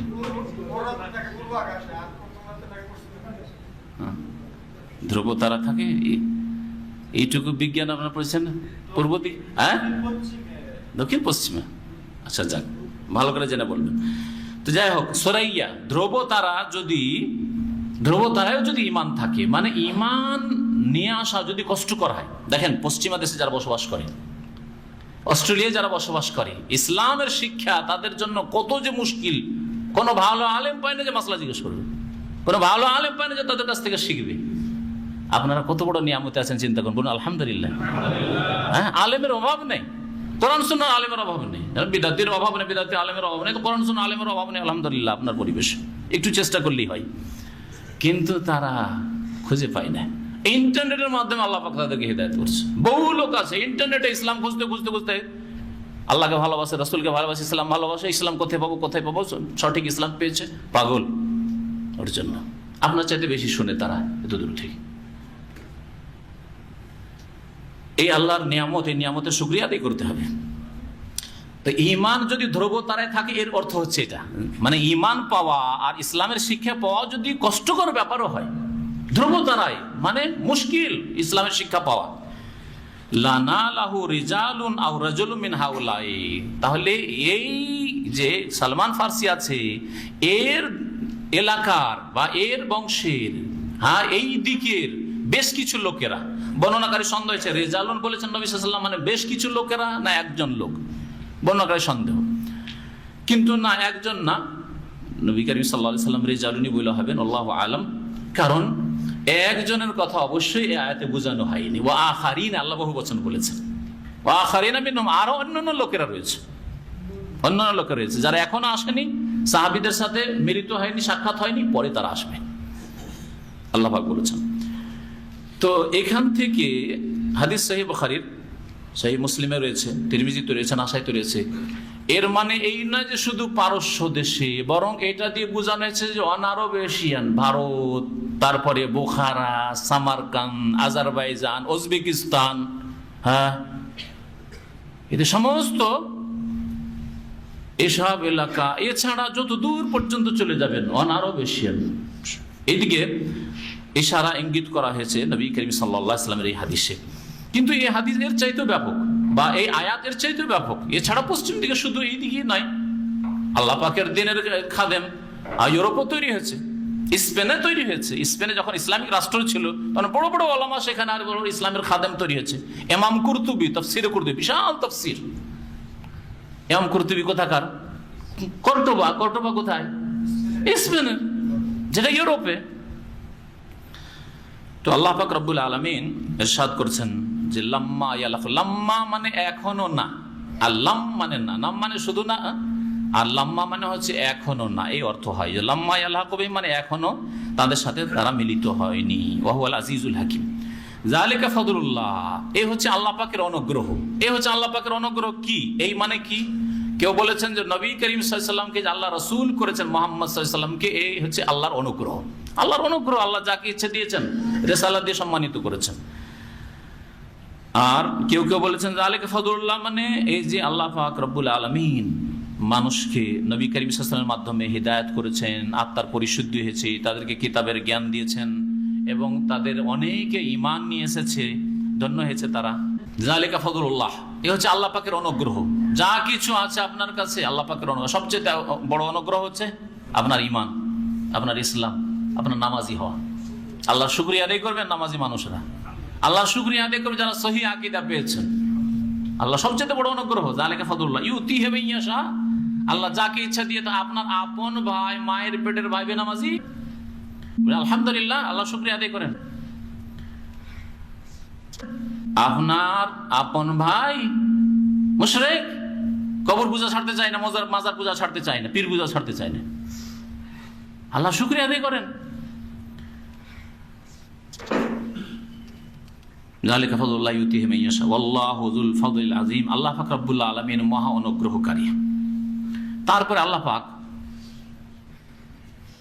যে আয়াতের তাফসীর হলো তাতে নবী করিম সাল্লাল্লাহু আলাইহি ওয়াসাল্লাম এবং তার উম্মতের কথা, যাদের আত্মার পরিশুদ্ধি হবে, যারা পাক পবিত্র হবে, তাদের কথা উল্লেখ করার পরে বিপরীত এক জাতির কথা আল্লাহ পাক উল্লেখ করলেন, যারা দাবি করতো যে আমরা আল্লাহর একবারে প্রিয় বান্দা, আল্লাহর বন্ধু। তারা কারা? ইহুদিরা। যখন আমরা আল্লাহর বন্ধু, সুতরাং পৃথিবীর নেতৃত্ব আমরা দেব, স্বাভাবিক। আমরা যখন আল্লাহর বন্ধু, পৃথিবীর নেতৃত্ব আমরা দেব, এই যে ধারণা ছিল তার আল্লাহ খণ্ডন করেছেন এই আয়াতে। আল্লাহ পাক বলছেন মাসারুল্লাযিনা হুম্মিলুত তাওরাত, ওই সব লোকদের দৃষ্টান্ত যাদের ওপর তাওরাতের বোঝা চাপানো হয়েছে, বোঝা দেওয়া হয়েছে। হাম্মাল মানে কারো উপর বোঝা দেওয়া। তাওরাতের বাস্তবায়নের দায়িত্ব যাদের উপর দেওয়া হয়েছে, যে তাওরাত দিলাম মুসা আলাইহিস সালামের মাধ্যমে, আর এই তাওরাতের উপর আমল করবে হে বনি ইসরাইল লোকেরা, ইহুদিরা। এইরকমই শুধু ইহুদিরা নয়, বরং খ্রিস্টানরা ঈসা আলাইহিস সালামকে রাসূল মানতেন, মুসা আলাইহিস সালামকে রাসূল মানতেন। আর তারা তাওরাত এবং ইনজিল দুটোর উপর আমল করত, কারণ তাদের আসল বিধিবিধান তাওরাতে ছিল, আর ইনজিলে অতিরিক্ত কিছু জিনিস বাড়তি নাজিল করা হয়েছিল, যা দিয়ে ঈসা আলাইহিস সালামের নিয়ে আসা দিন হয়েছে। তাহলে তাওরাত মানে হচ্ছে, তাওরাত আর ইনজিল দুটোই ঈসা আলাইহিস সালামের অনুসারীরা মানে, পুরাতন অনুশাসন আর নতুন অনুশাসন বাইবেলে যে রয়েছে এই দুটো খ্রিস্টানরা মানে। পক্ষান্তরে ইহুদিদের কথা হচ্ছে না, আমরা ইনজিল মানি না, ঈসা আলাইহিস সালামকে মানি না, আমরা শুধু তাওরাত মানি। আল্লাহ বলছেন যাদের উপর তাওরাতের দায়িত্ব দেওয়া হয়েছিল, আর তারা দাবিও করত যে আমাদের মধ্যে জ্ঞানীরা রয়েছে, পণ্ডিতরা রয়েছে, আবার রহবান রয়েছে, ধর্মযাজক রয়েছে। আল্লাহ বলছেন সুম্মা লাম ইয়াহমিলুহা, অতঃপর তারা সেই বোঝা বহন করলো না। আল্লাহ বোঝা দিলেন, তাদের উপর দায়িত্ব দিলেন, কিন্তু দায়িত্ব পালন করলো না। বহন করলো না মানে দায়িত্ব পালন করলো না। তারা তাওরাতের যে দায়িত্ব নিয়েছিল, মুসা আলাইহিস সালামের মাধ্যমে তাওরাত নাযিল হলো, তখন এই তাওরাতের দায়িত্ব পালন করলো না। কেমন করে পালন করলো না? তাওরাতে যে বিধিবিধান ছিল, প্রথম কথা তারা বিকৃত করে দিল। উযাইরকে আল্লাহর পুত্র বানিয়ে দিল ইহুদিরা, ঈসা আলাইহিস সালামকে আল্লাহর পুত্র বানিয়ে দিল খ্রিস্টানরা। এভাবে তাওরাত ইনজিলকে বিকৃত করল। এক। দুই নম্বর কথা, তারা পালন করলো না এই তাওরাতের দায়িত্ব, যে তাওরাতে ভবিষ্যৎবাণী, বহু ভবিষ্যৎবাণী রয়েছে নবী করিম সাল্লাল্লাহু আলাইহি সাল্লাম সম্পর্কে। বিকৃত হওয়ার পরেও, এই ধর্মগ্রন্থগুলো বিকৃত হওয়ার পরেও তাতে মুহাম্মদ সাল্লাল্লাহু আলাইহি সাল্লাম সম্পর্কে ভবিষ্যৎবাণী আছে। শেষ রাসূল আসবেন, কোন এলাকায় আসবেন এই ইঙ্গিত রয়েছে, তিনি কেমন হবেন ইত্যাদি ইঙ্গিত রয়েছে। এমনকি হিন্দুদের যে বেদেও রয়েছে, কিন্তু সেগুলি তারা পালন করলো না। এটা হচ্ছে এই আয়াতের অর্থ, যে তাদেরকে দায়িত্ব দেওয়া হলো কিন্তু দায়িত্ব পালন করলো না। ওই দায়িত্বের মধ্যে তাওরাতের একটা অংশ ছিল, যখন মুহাম্মদ সাল্লাল্লাহু আলাইহি ওয়াসাল্লাম আসবেন তখন তার প্রতি তোমরা ঈমান নিয়ে আসবে। যেখান থেকে মুসা আলাইহিস সালাম দিন নিয়ে এসেছেন আল্লাহ পাকের পক্ষ থেকে ওহীর মাধ্যমে, সেই ওহী মুহাম্মদ সাল্লাল্লাহু আলাইহি ওয়াসাল্লামের উপর এসেছে, সুতরাং মুহাম্মদকে মানতে হবে সাল্লাল্লাহু আলাইহি ওয়াসাল্লাম। কিন্তু তারা মানেননি। সুম্মা লাম ইয়াহমিলুহা, এই তাওরাতের বোঝা তারা উঠালো না, বোঝা ফেলে দিল, মানবো না, ভবিষ্যৎবাণী মানবো না। তাওরাতের আসল রূপকে বিকৃত করে দিল, নিজের মন গড়া বিধিবিধান তাতে ঢুকিয়ে ফেলল। সুম্মা লাম ইয়াহমিলুহা, এদের উদাহরণ কেমন, এদের দৃষ্টান্ত কেমন? বলছে কামাসালিল হেমার, গাধার মতো। ইয়াহমিলু আসফারা, যে গাধা কি করে, আসফার সিফরুনের বহুবচন, সিফর মানে হচ্ছে পুস্তক, আর আসফার মানে অনেক পুস্তক। যেই গাধা বহু পুস্তক পিঠে উঠায়, গাধার পিঠে প্রাচীন যুগে লাইব্রেরি এখান থেকে ওখানে নিয়ে যেতে হবে। আজকাল তো গাড়ি আছে, তাই না? কার্টনে ভরলেন আর গাড়িতে উঠিয়ে নেন, এখান থেকে ওখানে নিয়ে চলে যাচ্ছেন। আর প্রাচীন যুগে কিতাব নিয়ে যেত আপনাকে এক জায়গা থেকে আরেক জায়গায়, কেমন করে নিয়ে যাবেন? গাধার পিঠে উঠেই তো। গাধার পিঠে যদি কোরআন এবং হাদিসের বোঝা উঠিয়ে দেন, এই গাধা তুমি আমার এই বাসা থেকে ওই বাসা পৌঁছা, বাসা চেঞ্জ করছি, গাধা কি বুঝবে যে আমার পিঠে কোরআন আছে না হাদিস আছে, না বেদ আছে, না রামায়ণ আছে, না মহাভারত আছে, হ্যাঁ, না অশ্লীলতা আছে, ভালো আছে না মন্দ আছে, কিছুই বুঝে না গাধা, নির্বোধ। আল্লাহ বুঝারই তৌফিক দেয়নি। আর এই ইহুদিগুলি কি আল্লাহ বুঝার তৌফিক দিয়েছে, তারপরে বুঝে না, তাহলে গাধা ভালো হইলো না ইহুদির চাইতে? গাধা বুঝে না বলেই, বুঝলে ঠিকই বলতে যে আমার পিঠে কোরআন আছে হাদিস আছে, আমি একটু ইহতেরাম করি, সম্মান করি, বুঝে না। আল্লাহ বুঝার শক্তি দেয়নি। আর ইহুদিকে বুঝার শক্তি দিয়েছে, খ্রিস্টানকে বুঝার শক্তি দিয়েছে, বিবেক দিয়েছে, হিতাহিত জ্ঞান দিয়েছে, স্টাডি করার তৌফিক দিয়েছে। ন্যায় অন্যায়, ভালো মন্দ, সত্য মিথ্যা যাচাই করো, কোথায় তাওহীদ, কোথায় একত্ব রয়েছে, কোথায় শিরক রয়েছে, আল্লাহ পাক এসব বিবেক বুদ্ধি দিয়েছে, তারপরেও তারা নিজের বিবেক দিয়ে কাজ নিল না, দুনিয়ার ক্ষেত্রে বড় বড় উন্নতি করে ফেললো। সায়েন্স প্রযুক্তিতে তারা দুনিয়ার নেতৃত্ব দিতে লাগলো, কিন্তু চোখের আড়ালের কথা বোঝার চেষ্টা করলো না, গায়ব বোঝার চেষ্টা করলো না, হক বাতিলের যাচাই বাছাই করলো না। আল্লাহ বলছেন এদের উদাহরণ হচ্ছে কামাসালিল হেমার, গাধার মতো। গাধার পিঠের ওপর যদি ভালো কিতাব থাকে তবু বুঝে না, মন্দ থাকে তবু বুঝে না, ও শুধু বুঝে যে বোঝা আমাকে নিয়ে যেত, এটাই আমার কাজ। ঠিক তেমনি তাওরাত ওদেরকে দেওয়া হলো, তাতে ভবিষ্যৎবাণী আছে নবী সম্পর্কে, শেষ নবী অবশ্যিরাম বিরাসূলিন ইয়াতি মিন বাদি ইসমুহু আহমদ, আমি সুসংবাদ দিচ্ছি এক রাসূলের, আমার পরে আসবেন ঈসা আলাইহিস সালাম, বলছেন যার নাম হবে আহমদ, সুসংবাদ দিচ্ছি, সুতরাং তোমরা মানবে। সালমান ফার্সি রাদিয়াল্লাহু তাআলা আনহু কেন মদিনায় এসে অপেক্ষা করছিলেন? কেন মদিনায় এসে অপেক্ষা করছিলেন রাসূলুল্লাহ সাল্লাল্লাহু আলাইহি ওয়াসাল্লামের? যে তিনি ভবিষ্যৎবাণী শুনেছিলেন যে ওই দিক থেকে যেই দিকে খেজুরের গাছ খুব বেশি আছে ওখানে শেষ নবী আসবে, এটা ছিল লক্ষণ আগের কিতাবগুলিতে। খেজুরের গাছ কোথায়? খেজুর গাছ সবচেয়ে বেশি তখন মদিনায়। মদিনায় এসে বসবাস শুরু করলেন, অপেক্ষায় ছিলেন মুহাম্মদ রাসূলুল্লাহ সাল্লাল্লাহু আলাইহি ওয়াসাল্লাম। জি, তাহলে ভবিষ্যৎবাণীর কথা কেউ শুনে জেনে তলাশ করেছে যে কোথায় পাবো সেই নবীকে, আর কেউ হিংসা করে শত্রুতা করেছে, অস্বীকার করেছে, যেমন ইহুদিরা করেছে।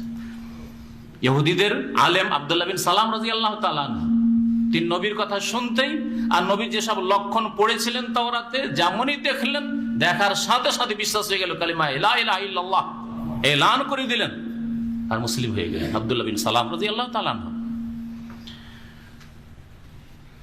যারা তাওরাত পালন করলো না তারা গাধার মতো ইয়াহমিলু আসফারা, যেই গাধা বহু কিতাবের পুস্তকের বোঝা উঠায় কিন্তু কিছুই বোঝে না। বি'সা মাসালুল কওমিল্লাযিনা কাযযাবু বিআয়াতিল্লাহ, কতই না নিকৃষ্ট দৃষ্টান্ত ওই জাতি, যেই জাতি আল্লাহর আয়াতসমূহকে মিথ্যা প্রতিপন্ন করেছে, অস্বীকার করেছে। আল্লাহু লা ইয়াহদিল কওমাজ জালিমিন, আল্লাহ জালেম সম্প্রদায়কে কখনো রাস্তা দেখান না। আল্লাহ পাক রব্বুল আলামিন তারপরে ইহুদিদেরকে একটা চ্যালেঞ্জ করছেন। ইহুদিরা বলতো যে আমরা আল্লাহর বন্ধু, যেমন একটি আয়াতে কোরআনে কারিমে আছে, তারা বলতো ইহুদিরা যে নাহনু আবনাউল্লাহি ওয়া আহিব্বাহু, আমরা আল্লাহর পুত্র, আল্লাহর পুত্র, নাহনু আবনাউল্লাহ ওয়া আহিব্বাহু, আল্লাহর আমরা বন্ধু, আল্লাহর প্রিয়। আল্লাহ কোরআনে কারিমে তার জবাবে বলছেন ওই আয়াতেই, কুল, হে নবী বলে দাও তাদেরকে যে তোমরা যে আল্লাহর পুত্র আর আল্লাহর প্রিয় তোমরা, তো ফালেমা ইউআযযিবুকুম বিযুনুবিকুম, তোমাদের গুনাহর কারণে তোমাদের আযাব কেন আসছে? তোমাদের মধ্যে থেকে বানর কেন বানানো হলো, শুকুর কেন বানানো হলো? তোমাদের আযাব শাস্তি কেন? তাহলে কেন প্রিয়জনকে কেউ আযাব শাস্তি দেয় না? হ্যাঁ, নিজ পুত্রকে কেউ আযাব শাস্তি দেয় না? আল্লাহ পাক রব্বুল আলামিন এখানে অন্য ভাষায় চ্যালেঞ্জ করেছেন ইহুদিদেরকে। আল্লাহ পাক বলছেন, কুল, হে নবী বলে দিই, আইয়ুহাল্লাযীনা হাদু, হে ওই লোকেরা যারা ইহুদি হয়ে গেছো। তারা আল্লাহ ইহুদি করেনি, এই নামটি আল্লাহ দেননি, কিন্তু তারা ইহুদি হয়ে গেছে, মনে রাখবেন। আল্লাহ বলছে আল্লাযীনা হাদু, যারা ইহুদি হয়ে গেছে, যারা সঠিক মুসা আলাইহিস সালামের দ্বীনের উপর ছিল, তার মুসা আলাইহিস সালামের অনুসারী, আতবায়ে মুসা, হ্যাঁ, তাদের নাম ইহুদি নয়। পরে তারা নিজেরা ধর্মকে বিকৃত করে ইহুদি হয়েছে।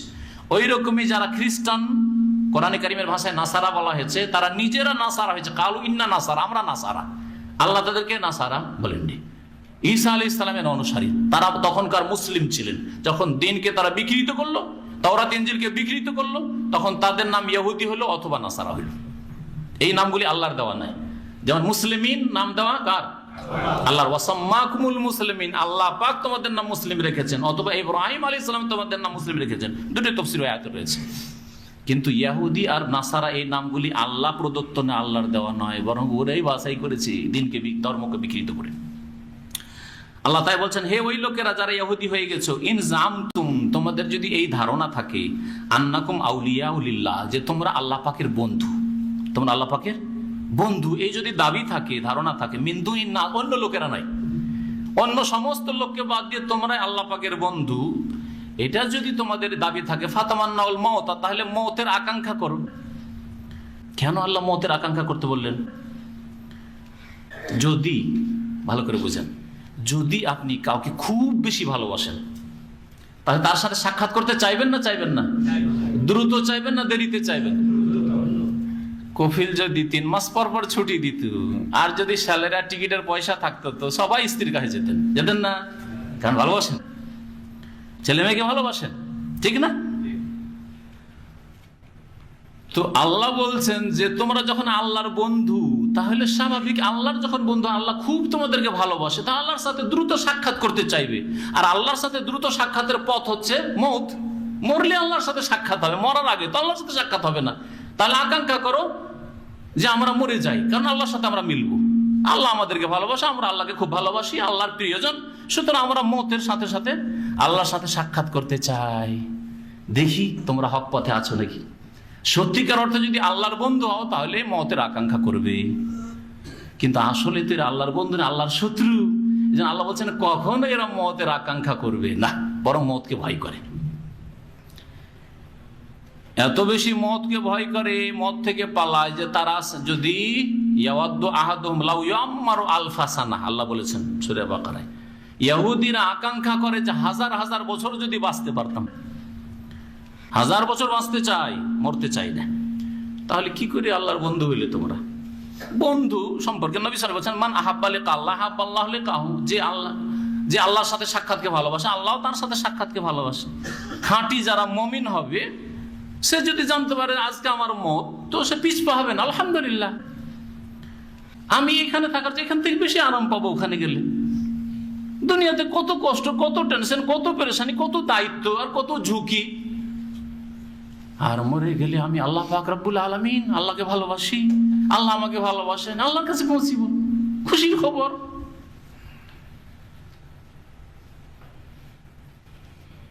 আল্লাহ পাক রব্বুল আলামিন বলছেন যে ফাতামান্নাউল মাউতা, তাহলে মওতের তোমরা আকাঙ্ক্ষা করো, ইন কুনতুম সাদিকিন, তোমরা যদি সত্যবাদী হও। আল্লাহ বলছেন ওয়ালা ইয়াতামান্নাউনাহু আবাদা, কখনো তারা মওতের আকাঙ্ক্ষা করবে না।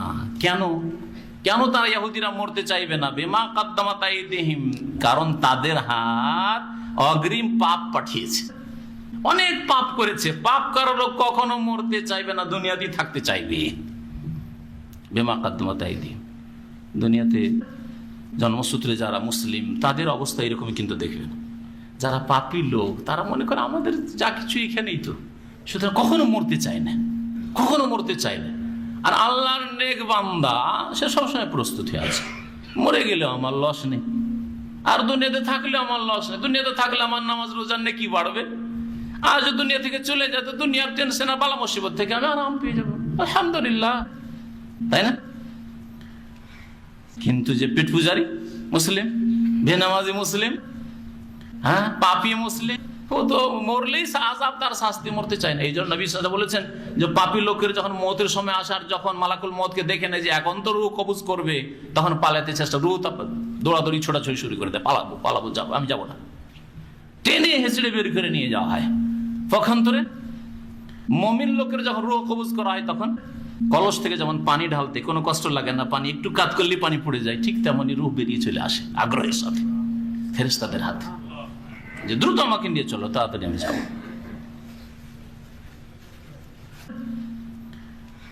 আল্লাহ পাক রব্বুল আলামিন ইরশাদ করছেন, আল্লাহু আলিমুম বিজ-জালিমিন, আল্লাহ জালিমদের সম্পর্কে জ্ঞানী। কুল, হে নবী বলে দাও, ইন্নাল মাউতাল্লাযী তাফিরুনা মিনহু, নিশ্চয় যেই মওত থেকে তোমরা পালাচ্ছ, ফাইন্নাহু মুলাকিকুম, এই মওত তোমাদের সাথে সাক্ষাৎ করবেই করবে, মরতে হবে। সুম্মা তুরাদ্দুনা ইলা আলিমিল গায়বি ওয়াশ শাহাদা, অতঃপর তোমাদেরকে ফিরিয়ে নিয়ে যাওয়া হবে অদৃশ্য এবং দৃশ্য জ্ঞানের জ্ঞানীর কাছে। অদৃশ্য আলিমুল গায়ব, ওয়াশ শাহাদা আর দৃশ্য, যা দেখা যায় আর যা দেখা যায় না, কে জানে? একমাত্র আল্লাহ। আর আমরা যা দেখা যায় তাই দেখি, তার বেশি কিছু দেখি না। তো আলিমুল গায়বি ওয়াশ শাহাদা একমাত্র আল্লাহ পাক রব্বুল, তার কাছে তোমাদেরকে ফিরে যেতে। ফায়ুনাব্বিউকুম বিমা কুনতুম তা'মালুন, দুনিয়াতে যা কিছু করছিলে সে সম্পর্কে তোমাদেরকে তখন জানানো হবে।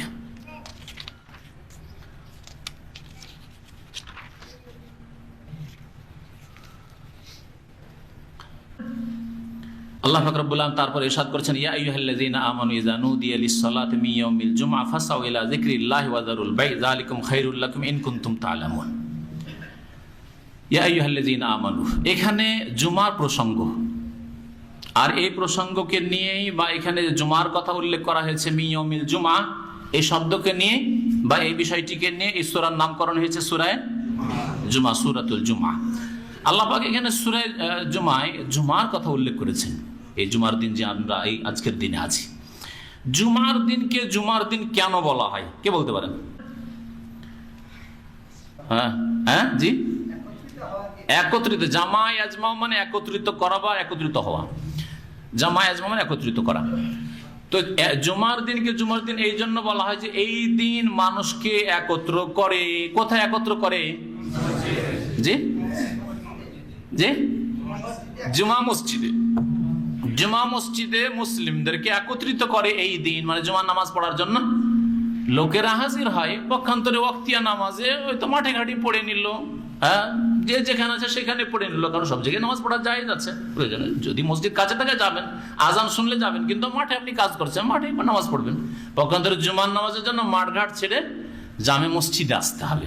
তো জুমার দিনকে জুমার দিন এই জন্যই বলা হয়, ইয়াউমুল জুমা বলা হয়। এটা একটা কারণ, জুমার দিনের নাম জুমার দিন হওয়ার। আর একটা কারণ, প্রাচীন কারণ আছে, ওইটা হয়তো কারো ব্রেনে যায়নি। প্রাচীন আল্লাহ পাক রব্বুল আলামিন যখন সৃষ্টি করেছে, সে সৃষ্টির সাথে, প্রথম সৃষ্টির সাথে এই জুমার নামের সম্পর্ক আছে। সেটা হচ্ছে যে আল্লাহ পাক রব্বুল আলামিন সূরা ফুসসিলাতে আসছে, কয়দিনে আসমান জমিন সৃষ্টি করেছেন? হ্যাঁ, 6 দিনে। শুরু করেছেন কি বারে বলতে পারেন? কি বারে শুরু করেছেন? রবিবারে। কে বললো? হ্যাঁ, রবিবারে, ঠিক, রবিবারে। মাশাআল্লাহ। রবিবার, সোমবার 2 দিনে কিছু সৃষ্টি হলো, আবার তারপরে মঙ্গলবার বুধবারে কিছু সৃষ্টি হলো, বৃহস্পতিবার শুক্রবার, এই দিয়ে শুক্রবার দিন সৃষ্টি সম্পূর্ণ হইল, সমাপ্ত হইল। সৃষ্টি সমাপ্ত যেদিন হইল সব কিছু যেন জমা হয়ে গেল, যেখানে যা সৃষ্টি হওয়ার সবকিছু জমা হয়ে গেছে এই শুক্রবারই। অতিরিক্ত শুক্রবারের দিন আল্লাহ আদম আলাইহিস সালামকে সৃষ্টি করেছেন। ফিহি খুলিকা আদম, নবী সাল্লাল্লাহু আলাইহি হাদিস রয়েছে। আর সেই দিনে আদম আলাইহিস সালামকে জান্নাত থেকে বের করে দুনিয়া আবাদ করার জন্য পাঠানো হয়েছে। সেই দিনে তওবা কবুল হয়েছে, নবী সাল্লাল্লাহু আলাইহি ওয়াসাল্লাম হাদিসে রয়েছে। এই জন্য জুমার দিনকে জুমার দিন বলা হয় যে জামা আজমা মানে একত্রিত করা। আল্লাহ পাক রব্বুল সমস্ত সৃষ্টিকে একত্রিত করেছেন একেবারে সেট ফুল এই জুমার দিনে। জুমার দিনে সৃষ্টি কমপ্লিট হয়ে গেছে আল্লাহ পাক রব্বুল আলামিনের। জি, তো আল্লাহ পাক ইরশাদ করছেন, ইয়া আইয়ুহাল্লাযীনা আমানু, হে মুমিন সকল, ইযা নুদিয়া লিস-সালাতি, যখন ডাক দেওয়া হবে সালাতের জন্য, নামাজের জন্য। আমাদের দেশি তরজমা নামাজ, কিন্তু আল্লাহ সালাত বলেছেন, সুতরাং সালাত ব্যবহার করার চেষ্টা করবেন। সালাতের জন্য ডাকা হবে মিয়াউমিল জুমা, জুমার দিনে। এ কোন সালাত? ফজরের সালাত। জুমার দিনের, জুমার সালাতের জন্য, জুমার নামাজের জন্য যখন ডাকা হবে, ফাসআউ ইলা যিকরিল্লাহ, তখন তোমরা দ্রুত ছুটে আসো আল্লাহর স্মরণের উদ্দেশ্যে। আল্লাহর স্মরণের উদ্দেশ্যে তোমরা দ্রুত ছুটে। ফাসআউ, সাই মানে দৌড় দেওয়া, কিন্তু এখানে শাব্দিক অর্থ উদ্দেশ্য নেই, কারণ নামাজে দৌড় দিয়ে আসা, ঝাঁপ দিয়ে মানে দৌড় দিয়ে আপনি দ্রুত বেগে চলে আসবেন, আর আসার পরে বুক ফুলছে করছেন, এটা জায়েজ নাই। নবী করিম সাল্লাল্লাহু আলাইহি ওয়াসাল্লাম নিষেধ করেছেন, সে জুমার নামাজই হোক অথবা অন্য কোনো ওক্তিয়া নামাজ হোক। কিছু লোকের আছে এই ফতোয়াতে যে রুকু পেলে রাকাত হয়ে যাবে, এই একটা ক্ষতি হয়েছে কিছু লোক। রুকু পেলে রাকাত, হ্যাঁ, সুতরাং রুকু ধরার জন্য যখন দেখলো যে কেরাত শেষে আল্লাহু আকবার, এমন দৌড় দিল যে আছাড় খেলে বাঁচবে না। যদি আল্লাহ না করে আছাড় খেয়ে নে তো বাঁচবে না, হাত পা ভেঙে কি যে হবে। জাহেল, মূর্খ সম। নবী করিম সাল্লাল্লাহু আলাইহি ওয়াসাল্লাম কঠোরভাবে নিষেধ করেছেন। ফালা তাতু তাসাউন, তোমরা দৌড় দিয়ে খবরদার আসবে না। ওয়াতু ওয়া আলাইকুমুস সাকিনা, মসজিদে আসবে ধীর স্থিরতার সাথে, ওয়াল ওয়াকার, ভদ্রতার সাথে। দৌড় দেওয়ার সময় দেখবেন জুতা স্যান্ডেল কোথায় যে ছুটলো, কোনটা কোন দিকে, দুটো দুই দিকে, কিন্তু রুকু ধরতে হবে, রুকু ধরতে হবে। মূর্খদের কাজে কিন্তু জায়েজ নেই। তো এখানে ফাসআউ মানে হচ্ছে দ্রুত প্রস্তুতি নিয়ে আসা, তাড়াতাড়ি করে আসেন, রাস্তায় দৌড়াদৌড়ি করবেন না, কিন্তু আগে থেকে প্রস্তুতি নেই, যাতে করে আগে ভাগে আপনি মসজিদে আসতে পারেন। ওয়াজারুল বাই, ব্যবসা বাণিজ্য ছেড়ে দাও। ব্যবসা বাণিজ্য ছাড়বেন তো কেউ যদি ক্ষেত খামারে থাকে তো চাষাবাদ ছাড়বে না? ছেড়ে দিবে। ব্যবসা বাণিজ্য বলা হয়েছে কারণ মদিনায় বা লোকেরা ব্যবসা বাণিজ্য বেশি করতো, মুহাজিরিনরা ব্যবসা বাণিজ্য করতেন। আর ব্যবসা বাণিজ্য শহরে সাধারণত হয়, আর গ্রামেও হয়। ব্যবসা বাণিজ্য কোথায় হয়? শহরে হয় আর গ্রামেও হয়। গ্রামেও দোকানপাট আছে, মানুষের প্রয়োজনের জিনিস গ্রামেও পাই অনেক কিছুই। আর শহরে তো ব্যবসা বাণিজ্য শুধু আছে, পক্ষান্তরে চাষাবাদ শুধু গ্রামে আছে। যার ফলে আল্লাহ পাক রব্বুল আলামিন ব্যবসার কথা উল্লেখ করেছেন। তার মানে এই নয় যে কেউ চাষের মাঠে থাকলে, মাঠে ঘাটে কৃষি কাজে থাকলে আসবে না, সেখান থেকে আসবে। ওয়াজারুল বাই, ব্যবসা ছেড়ে দাও। যালিকুম খায়রুল লাকুম, এটা তোমাদের জন্য বড়ই কল্যাণকর। ইন কুনতুম তা'লামুন, তোমরা যদি জানতে তাহলে কখনো ভুল করতে না, কখনো অন্যায় কাজ করতে না, কখনো বিলম্ব করতে না। আজকাল লোকের আসে দেখবেন এখানে মসজিদে, সব মসজিদে এরকম অবস্থা। লোকেরা আসছে, নামাজ শুরু হয়ে গেছে, দৌড় দিয়ে জুমার নামাজ ধরার জন্য এমন দৌড় দিয়ে আসছে, আর আগে থেকে ও জানে যে আমি দেরি করে যাব, একটা করে জায় নামাজ রেখেছে। কিছু লোকের জায় নামাজ হাতে, নামাজ পড়ে আসছে, দেখবেন জায় নামাজ হাতে। এরা সব ওই ফেল পার্টি। আজকাল এমনিতে অধিকাংশ লোক ডিমেরও নাকি পাবে না। কথা বুঝতে পেরেছেন? নবী করিম সাল্লাল্লাহু আলাইহি ওয়াসাল্লাম বলেছেন সব শেষে জুমার দিনের যে নির্ধারিত আল্লাহর পক্ষ থেকে টাইম আছে, সব শেষে যারা আসবে, খুতবাতে এসে কোন রকম হাজির হইল, তারা কি পাবে? ডিম পাবে। আর খুতবা শুরু হয়ে গেল, তারপরে যারা হাজির হইল তারা ডিমও পাবে না, মুরগির ডিম পাবে না।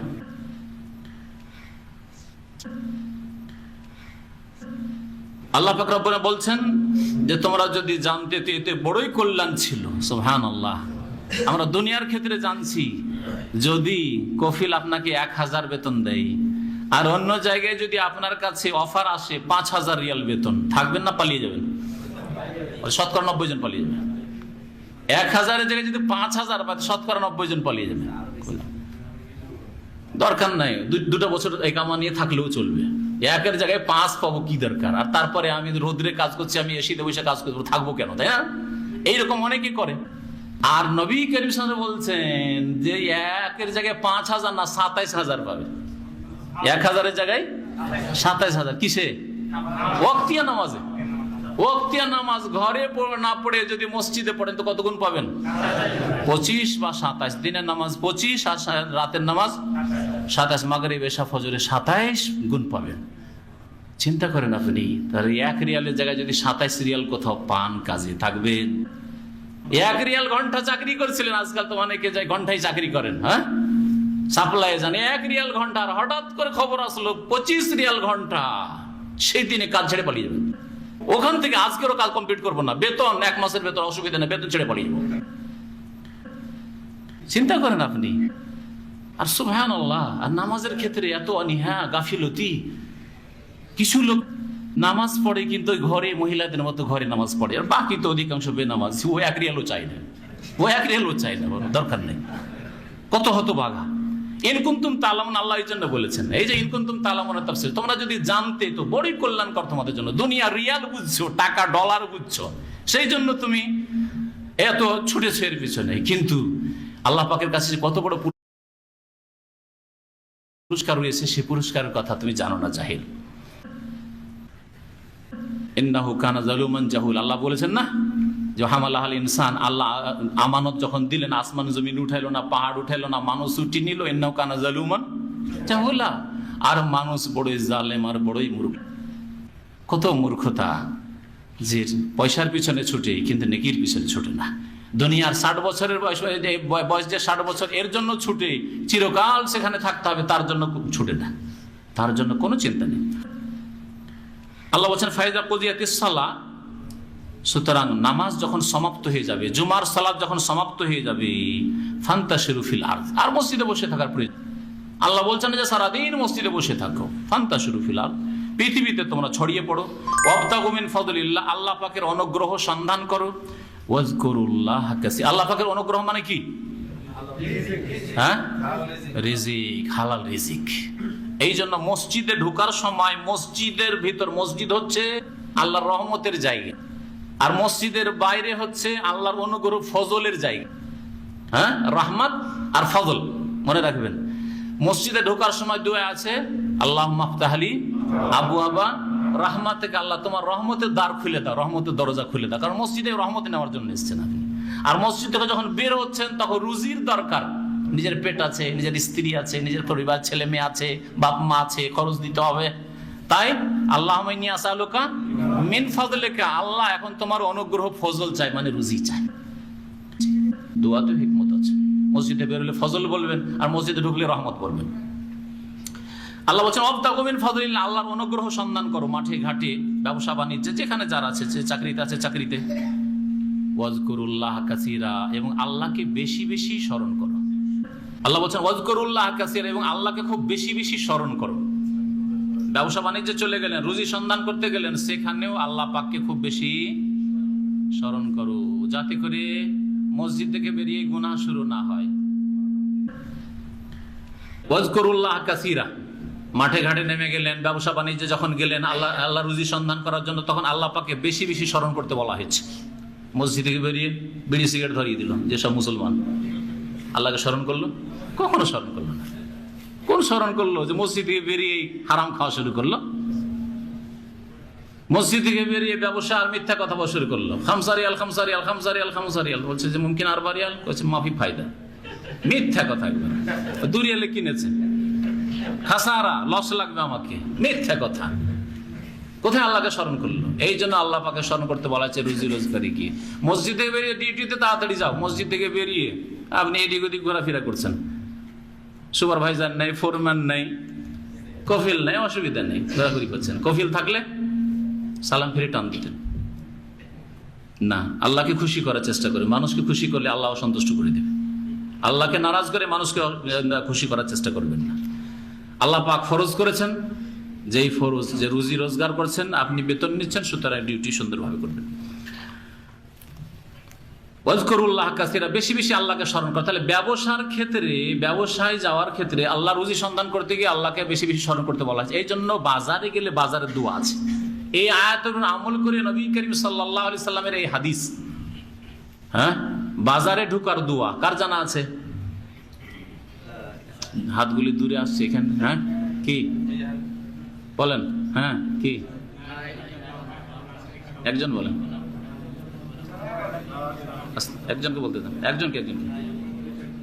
লা ইলাহা ইল্লাল্লাহু ওয়াহদাহু লা শারীকা লাহু লাহুল মুলকু ওয়া লাহুল হামদু, হ্যাঁ, ওয়া হুয়া হাইয়ুন লা ইয়ামুত ইউহয়ী ওয়া ইউমীতু ওয়া হুয়া হাইয়ুন লা ইয়ামুত বিয়াদিহিল খায়র ওয়া হুয়া আলা কুল্লি শাইইন কাদির। এই দোয়া যদি কালেমা তাওহীদ ওর সাথে শুধু ওয়া হুয়া হাইয়ুন লা ইয়ামুত আছে, ইউহয়ী ওয়া ইউমীতু বাড়তি আছে। লা ইলাহা ইল্লাল্লাহু ওয়াহদাহু লা শারীকা লাহু লাহুল মুলকু ওয়া লাহুল হামদু ওয়া ইউমীতু ওয়া হুয়া হাইয়ুন লা ইয়ামুত বিয়াদিহিল খায়র ওয়া হুয়া আলা কুল্লি শাইইন কাদির। তো এই দোয়া যদি পড়া হয় তো কত নাকি পাবেন জানা আছে? 1 লক্ষ আলফ আলফ হাসানা। 50 হাদিস ফাজাইল আমলে, যে ছোট্ট পুস্তিকার বইটি আছে না, এই ফাজাইল আমলে এই হাদিসটি আছে, দেখবেন। আর হাদিস এটি হাসান, সেই হাদিস। এই হাদিস আছে আলফ আলফ হাসানা, মানে হাজারকে হাজার গুণ দিয়ে, না হাজার হাজার না, এর মানে হাজারকে হাজার গুণ দিলে কত হয়? 10 লক্ষ হয়। 10 লক্ষ নেকি পাবে, 10 লক্ষ মাহান আলফ আলফ সাইয়া, 10 লক্ষ গুনাহ মাফ হবে। ওয়ারাফা, হ্যাঁ, আলফ আলফ দারাজাত, আর 10 লক্ষ মর্যাদা উঁচা হবে। নবী করিম সাল্লাল্লাহু আলাইহি ওয়াসাল্লাম সহিহ হাদিস। এই হাদিস সহিহ, এগুলি জাল জয়ীফ হাদিস নাই। কারণ আমাদের বাজারে আবার জাল জয়ীফ 49 কোটির হাদিস, ওই জাল কথা বুঝতে পেরেছেন? 49 কোটি না বলে ওরা, হ্যাঁ, জাল কথা, কিন্তু এটা সহিহ হাদিস। বাজারে আমরা প্রায় বাজারে বাস করছি, চিন্তা করেন, আমরা ডিউটি করছি ডেলি, কিন্তু বাজারে আসছি, একটু খেয়াল করলে হয়। ভালো ভালো মানুষ আমরা খেয়াল করি না, অথচ বাজারে ডিউটি করছি। এই যে দার্স শুনতে এসেছেন, বাজারে এসছেন, আপনি যদি দূরে থাকেন বাজারে এসছেন, আপনি ঋষিক মার্কেট এখানে এসছেন, আসল মার্কেট যেটা সিটি সেন্টার, কিন্তু আপনি কখনো পড়েন না, অথচ পড়তে 1 মিনিট লাগবে না। আর কত নেকি? 10 লক্ষ নেকি, এটা নফল নেকি, ফরজ আদায় না করলে আপনি নাজাত পাবেন না এই দিয়ে, কিন্তু এই অ্যাডিশনাল নেকিরও প্রয়োজন আছে। জি, আল্লাহ পাক যেন তৌফিক দান করেন। এগুলি হচ্ছে তরবিয়ত। ইলম জানা আছে, হাদিস জানা আছে, বাজারের দোয়া জানা আছে, কিন্তু আমল করি না। আমল আজকে থেকে করবেন, এটা হচ্ছে তরবিয়ত। একটা নাম তালিম, আর একটা তরবিয়ত, একটা শিক্ষা, একটা প্রশিক্ষণ। এই প্রশিক্ষণ দরকার আমাদের, আমল দরকার, আমলে উন্নতি আসতে হবে। আল্লাহ যেন তৌফিক দান করেন। আল্লাহ পাক বলছেন ওয়াইদা রাআউ তিজারাতান, হ্যাঁ, বলছে ওয়াজকুরুল্লাহ কাসীরা, তোমরা আল্লাহকে বেশি বেশি স্মরণ করো, লাআল্লাকুম তুফলিহুন, তাহলে তোমরা সার্বিক মঙ্গল হাসিল করবে। ওয়াইদা রাআউ তিজারাহ, যখন তারা ব্যবসা দেখে, সাহাবায়ে কেরামদের সম্পর্কে বলা হয়েছে আয়াতে, যখন তারা ব্যবসা দেখে, আও লাহওয়ান অথবা ক্রীড়া কৌতুক খেলাধুলা দেখে, ইনফাদ্দু ইলাইহা তখন সেই ব্যবসার দিকে তারা ছুটে যায়। ইনফাদ্দু ইলাইহা, ইনফাদ্দু মানে ছুটে যাওয়া, দ্রুত যাওয়া। ইলাইহা শুধু ব্যবসার কথা, এখানে খেলার কথা বলা হয়নি। দুটোর কথা যদি বলা হয়তো ইলাইহিমা বলা হয়তো। ইলাইহিমা দ্বিবচন আল্লাহ বলেননি, কারণ একটা ঘটনা ঘটেছিল, ওই ঘটনার পরিপ্রেক্ষিতে শানে নজুল, যেটা ঘটনার পরিপ্রেক্ষিতে এই আয়াত নাযিল হয়। ইনফাদ্দু ইলাইহা তখন তারা সেই ব্যবসার দিকে ছুটে যায়। ওয়া তারাকুকা কায়েমা, হে নবী তোমাকে তারা দাঁড়িয়ে থাকা অবস্থায় ছেড়ে দেয়। খুতবায় তুমি দাঁড়িয়েছিলে, সেই অবস্থায় তোমাকে ছেড়ে তারা চলে যায়। কুল, হে নবী তাদেরকে জানিয়ে দাও, মা ইনদাল্লাহি খায়রুম মিনাল্লাহি ওয়া মিনাত তিজারা, যা কিছু আল্লাহ পাকের নিকটে রয়েছে তা খেলাধুলার চাইতে আর ব্যবসা বাণিজ্যের চাইতে শ্রেয়, উত্তম। খায়রুম মিনাল্লাহি ওয়া মিনাত তিজারা ওয়াল্লাহু খায়রুর রাজিকিন, আল্লাহ উত্তম রিজিক দাতা। আল্লাহ উত্তম রিজিক দাতা, আল্লাহ রিজিক দিয়ে থাকেন। এই আয়াতের শানে নজুল কি? শানে নজুল হচ্ছে যে নবী করিম সাল্লাল্লাহু আলাইহি সাল্লামের জামানায় মদিনায় অভাব ছিল। বিশেষ করে গম এই দেশে হইতো না, আরব উপদ্বীপে হইতো না। গম আসতো শাম দেশ থেকে, শাম দেশ, ফিলিস্তিন থেকে, দামেস্ক থেকে, ওই দিক থেকে গম আসতো। আর গম কাফেলার লোকেরা নিয়ে আসতো। যদি সাথে সাথে না যাওয়া যায়, লোক সংখ্যা বেশি আর অল্প কিছু গম এত দূর থেকে এসছে, আর না হলে কয়েক মাস হয়তো আর গম আসবে না, বাচ্চারা রুটি খেতে পাবে না, ওই খেজুর খেয়ে দিনপাত করতে হবে। তাহলে কত প্রয়োজন ছিল। এমন না যে আজকালকার মতো অবস্থা ছিল আর সাহাবীরা ছুটে গেছেন। তারপরে তাদের কাছে মাসলা এটাও জানা ছিল না যে খুতবা চলাকালীন বেরিয়ে যাওয়া যাবে না, ফরজ, এই হুকুমও তখন নাজিল হয়নি। তার মাঝে খুতবা চলছে এইদিকে, আর নামাজটা এসে ধরে নেব, আর যদি এখন না যাই তো মুনাফিক লোকেরা সব কিনে নেবে, আমরা গিয়ে কিছুই পাবো না, আমাদের বাচ্চারা আর রুটি খাওয়া তাদের নসিব হবে না। যার ফলে তারা চিন্তা করলেন যে তাড়াতাড়ি করে একটু যাই, আর গিয়ে গমটা কিনে চলে আসে, আবার নামাজে হাজির, খুতবায় হাজির হয়ে যাবে। এই চলে গেছিলেন, মাত্র 12 জন সাহাবী থেকে গেছিলেন মসজিদ থেকে, সকলেই চলে গেছিলেন ওই কাফেলার কাছ থেকে মাল সামান কেনার জন্য, যেগুলো খুব জরুরি ছিল তাদের জন্য। তাদের অবস্থা এইরকম ছিল।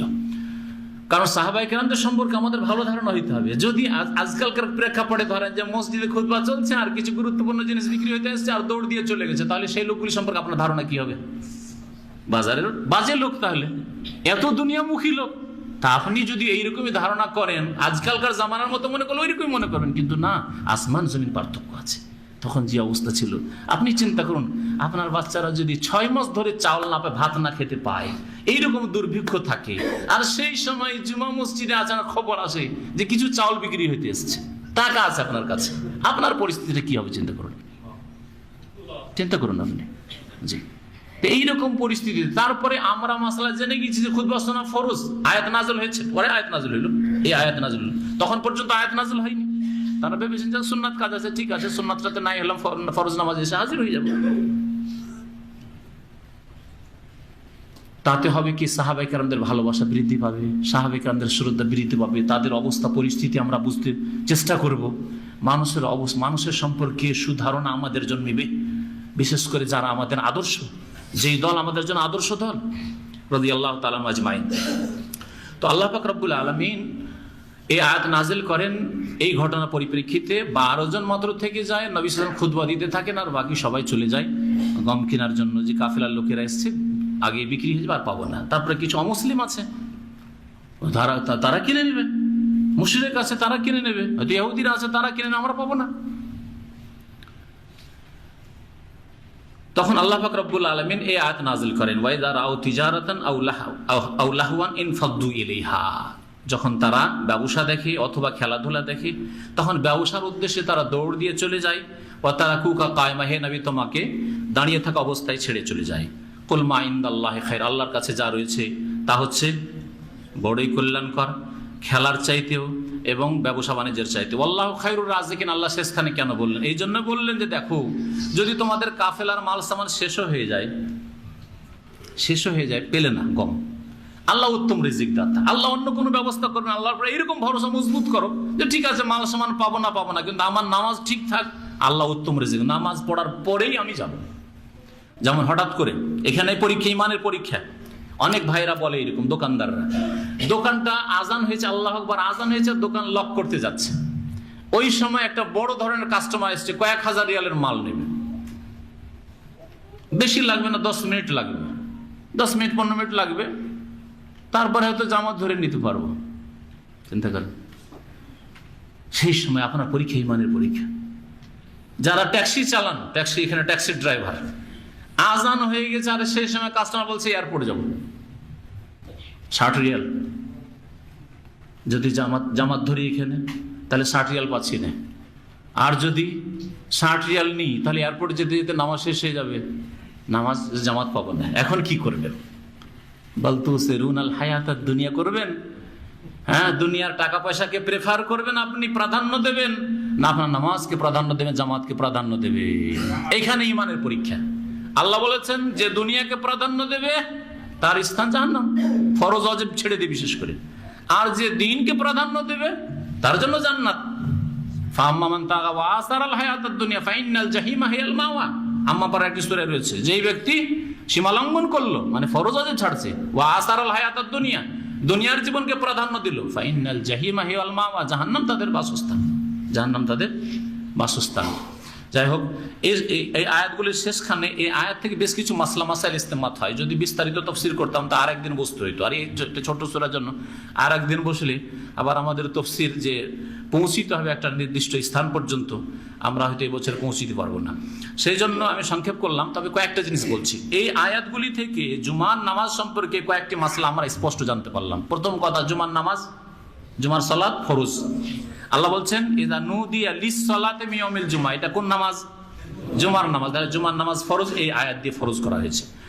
2 নম্বর বিষয়টি যেটা জানলাম সেটা হচ্ছে যে জুমার আজান আছে, নুদিয়া লিস-সালাত, মানে যখন নামাজের জন্য ডাক দেওয়া হবে, মানে আজান দেওয়া হবে। এই আজান কোন আজান? হ্যাঁ জি, খুতবার সময় যে আজান দেওয়া হয়, এই আজানকে উদ্দেশ্য করা হয়েছে। কারণ খুতবার আগে যে আজান, আজকাল এখানে 10:30টার সময় যে আজান হয়ে যাচ্ছে, প্রথম আজান যেটা, সেই আজান নবী করিম সাল্লাল্লাহু আলাইহি ওয়াসাল্লামের জামানায় ছিল না, আবু বকর সিদ্দিক রাদিয়াল্লাহু আনহুর জামানায় ছিল না, ওমর রাদিয়াল্লাহু তাআলা আনহুর জামানায় ছিল না, হ্যাঁ, ওসমান রাদিয়াল্লাহু তাআলা যখন খলিফা হলেন আর মদিনা শহর বেড়ে গেল, আর লোকজন দেরি করে দেয়, খুতবা আজান শুনতে পায় না, আজান শুনবে, তখন আসলে তখনকার যুগে ঘড়িও ছিল না যে টাইম টেবিল দেখে আসবে, অনেকে নামাজে আসতে বিলম্ব হয়ে যায়, তখন অগ্রিম একটা আজান দেওয়ার ব্যবস্থা করলেন জাওরা নামক এক স্থানে, মসজিদ থেকে একটু দূরে উঁচু জায়গায়, যাতে লোকেরা দূর দূর থেকে শুনতে পায় আর আগে থেকে প্রস্তুতি নিয়ে গোসল করে মসজিদে চলে আসতে পারে আর খুতবায় পৌঁছে যায়। তৃতীয় আজান তাই হচ্ছে আসল, আর প্রথম আজান ওসমান রাদিয়াল্লাহু তাআলা আনহু চালু করেছেন। এখন এই প্রথম আজান সম্পর্কে এক শ্রেণীর লোকেরা বাড়াবাড়ি করে, এই বাড়াবাড়ি ভুল, বিদআত ফতোয়া দেয়, এটা তাদের সীমা লঙ্ঘন, বাড়াবাড়ি, এই ফতোয়া ঠিক নাই। আর এই ফতোয়া যদিও নবী সাল্লাল্লাহু আলাইহি ওয়াসাল্লামের জামানায় ছিল না, আবু বকরের জামানায় ছিল না, ওমরের জামানায় ছিল না, উসমান রাদিয়াল্লাহু তাআলা চালু করেছেন, কিন্তু নবী করিম সাল্লাল্লাহু আলাইহি ওয়াসাল্লামের এক হাদিস রয়েছে, আলাইকুম বিসুন্নতি ওয়া সুন্নাতিল খুলাফায়ে রাশিদিন আল মাহদিয়িন মিন বাদি, আমার সুন্নতকে, আদর্শকে মজবুত করে ধরবে, আর আমার হেদায়েত প্রাপ্ত খলিফাদের আদর্শকে, সুন্নতকে মজবুত করে ধারণ করবে। সুতরাং উসমান রাদিয়াল্লাহু তৃতীয় খলিফায়ে রাশিদ, তার সুন্নতকে মজবুত করে ধারণ করা, এটা আমাদের জন্য অবশ্যই পালনীয়। 2 নম্বর কথা, যদি শরীয়ত বিরোধী কাজ হইতো তাহলে সাহাবীরা প্রতিবাদ করতেন, সাহাবীরা প্রতিবাদ করেননি, তার মানে সাহাবায়ে কেরামদের ঐক্যমত, ইজমা হয়ে গেছে। শরীয়তের তৃতীয় উৎস হচ্ছে কোরআন এবং হাদিসের পরে ইজমা, মানে সর্বসম্মতিক্রমে যদি ইত্তেফাক হয়ে থাকে। সাহাবায়ে কেরামদের জামানার পরে কোনো ইজমা, ঐক্যমত তেমন হয়নি, কিন্তু সাহাবায়ে কেরামদের জামানায় যেহেতু তাদের সংখ্যা অল্পই ছিল এবং তারা সীমিত এলাকায় ছিলেন, তাদের ঐক্যমত হয়েছে, এর বিরোধিতা কারো মাধ্যমে দেখা যায়নি। সুতরাং এই বিষয়টি যেন ইজমা রয়েছে, যদিও এই প্রথম আজানের দলিল কোরআনের নেই, হাদিসে নেই, কিন্তু ইজমাতে আছে আর খলিফায়ে রাশেদের সুন্নতে আছে। কি বুঝলেন না? সুতরাং এই আজান দেওয়াই হচ্ছে সুন্নাত, খলিফার সুন্নত। আর খলিফার সুন্নতকে কেউ যদি বিদআত বলে, এটা সীমা লঙ্ঘন হবে, একটু ভয় করা উচিত। যদি কেউ না দেয়, মাসলা থাকে যে আমরা দিই না, নবীর জামানার সুন্নতের আমল করছি, করুক, কিন্তু কথা হচ্ছে যে আবার ফতোয়া দেবে যে এটা বিদআত, এই ফতুয়া তাদের বাড়াবাড়ি। আল্লাহ পাক যেন বুঝার তৌফিক দান করেন। তাহলে আজানের মাসলা জানলাম, জুমার মাসলা জানলাম। আর একটি মাসলা জানলাম যে জুমার খুতবা রয়েছে। এতে কি জানলাম? জুমার খুতবা রয়েছে। ফাসআউ ইলা যিকরিল্লাহ, যিকরুল্লাহর তাফসীর করা হয়েছে খুতবা। খুতবা শোনার জন্য দৌড় দিয়ে আসা, নামাজের জন্য বলা হয়নি। তাহলে নামাজের আগে খুতবা শোনার জন্য ছুটি, তাড়াতাড়ি প্রস্তুতি নিয়ে আসতে হবে যাতে করে খুতবা না ছুটে যায়। এই আয়াত স্পষ্ট করে যে জুমার খুতবা ফরজ, আর এই খুতবা শোনাও ফরজ যখন খুতবায় পৌঁছে যাবেন। আপনি মাজুর কোনো মানুষ আছে, আপনি বাইরে থেকে আসছেন, আর আসার পরে পৌঁছিতে লেট, সেটা আলাদা কথা, কিন্তু বাসায় ঘুমিয়ে থাকবেন, বাড়িতে ঘুমিয়ে থাকবেন, আর আপনার খুতবার বেশ কিছু অংশ চলে যাচ্ছে, তারপর গাফিলতির সাথে আসছেন, না গুনাহগার হবেন আপনি। এইরকমই যেই ব্যক্তি আসছে, আসার পরে তার উপর তাহিয়াতুল মসজিদের নামাজ আছে, সহিহ বুখারীতে যেহেতু হাদিস আছে, সেই জন্য তাহিয়াতুল মসজিদ 2 রাকাত পড়বে, তারপর খুতবা শোনা শুরু করবে। কারণ যেই নবীর ওপর এই আয়াত নাযিল হয়েছে, সেই নবী বলেছেন জুমার দিন সম্পর্কে যে ফালিউসাল্লি রাকাতাইন, 2 রাকাত নামাজ পড়ো। ফালা ইয়াজলিস হাত্তা ইউসাল্লি রাকাতাইন, 2 রাকাত নামাজ না পড়ে বসবে না। বুঝা গেছে? বিশেষ করে জুমা সম্পর্ক আছে, আর অন্য আমভাবেও আছে। যখনই মসজিদে আসবেন 2 রাকাত নামাজ না পড়ে বসতে রাসূলুল্লাহ সাল্লাল্লাহু আলাইহি ওয়াসাল্লাম নিষেধ করেছেন। তো আমাদের দেশে যে বলে খুতবা শুরু হয়ে গেলে লালবাতি জ্বালা, এই সময়গুলিতে নামাজ পড়বে না, এটাও একটা বিদআত। এটা একটা বিদআত, লালবাতি জ্বালানো বিদআত। আর তারপর খুতবার সময় নামাজ পড়া যাবে না, বিদআত। 2 রাকাত নামাজ, 2 রাকাতের বেশি নয়, নফল পড়া খুতবার সময় চলবে না, কিন্তু 2 রাকাত সুন্নাতে মুআক্কাদা। এমনকি ইমাম আহমদ বিন হাম্বল বলছেন যে এটা ওয়াজিব। যেমন খুতবা শোনা ওয়াজিব, তেমন এই 2 রাকাত তাহিয়াতুল মসজিদ ওয়াজিব। কারণ নবী সাল্লাল্লাহু আলাইহি ওয়াসাল্লাম, একজন সাহাবী আসলেন জুমার দিনে, আর নবী খুতবা দিচ্ছেন সাল্লাল্লাহু আলাইহি ওয়াসাল্লাম। সাল্লাইতা রাকাতাইন, সহিহ বুখারীতে আছে। নামাজ পড়েছো? বলবে নামাজ পড়িনি। কম বললেন, আচ্ছা ঠিক আছে, জাহেজ বসে গেছো, পরের সপ্তাহ থেকে এরকম করি, এমন বললেন না। বললেন দাঁড়াও, আর তারপরে কি করো? ফাসাল্লি রাকাতাইন, 2 রাকাত নামাজ পড়ো। তাহলে বোঝা গেল যে 2 রাকাত নামাজ পড়ে মসজিদে গিয়ে বসতে হবে জুমার দিনে, এমনিতে বসা চলবে না। আর একটি মাসলা যা জানলাম সেটা হচ্ছে যে জুমার আজান, দ্বিতীয় আজান হয়ে গেলে, অর্থাৎ খুতবার সময় যে আজান হয়ে গেলে ব্যবসা বাণিজ্য করা জায়েজ নয়, ব্যবসা করা হারাম এবং কাবিরা গুনাহ। দ্বিতীয় খুতবা চলছে, আর কেউ যদি ব্যবসা করে, যে বিক্রি করবে সেও কাবিরা গুনাহ করলো, যে খরিদ করবে সেও কাবিরা গুনাহ করলো। জি, এছাড়াও বেশ কিছু মাসলা মাসাইল এতে রয়েছে। আল্লাহ পাক রব্বুল আলামিন সময় দিলে ইনশাআল্লাহ তাআলা অন্য সময় ইনশাআল্লাহ আলোচনা করা হবে। হাযা ওয়া সাল্লাল্লাহু আলা নবিয়িনা মুহাম্মদ ওয়া আলা আলিহি ওয়া সাহবিহি।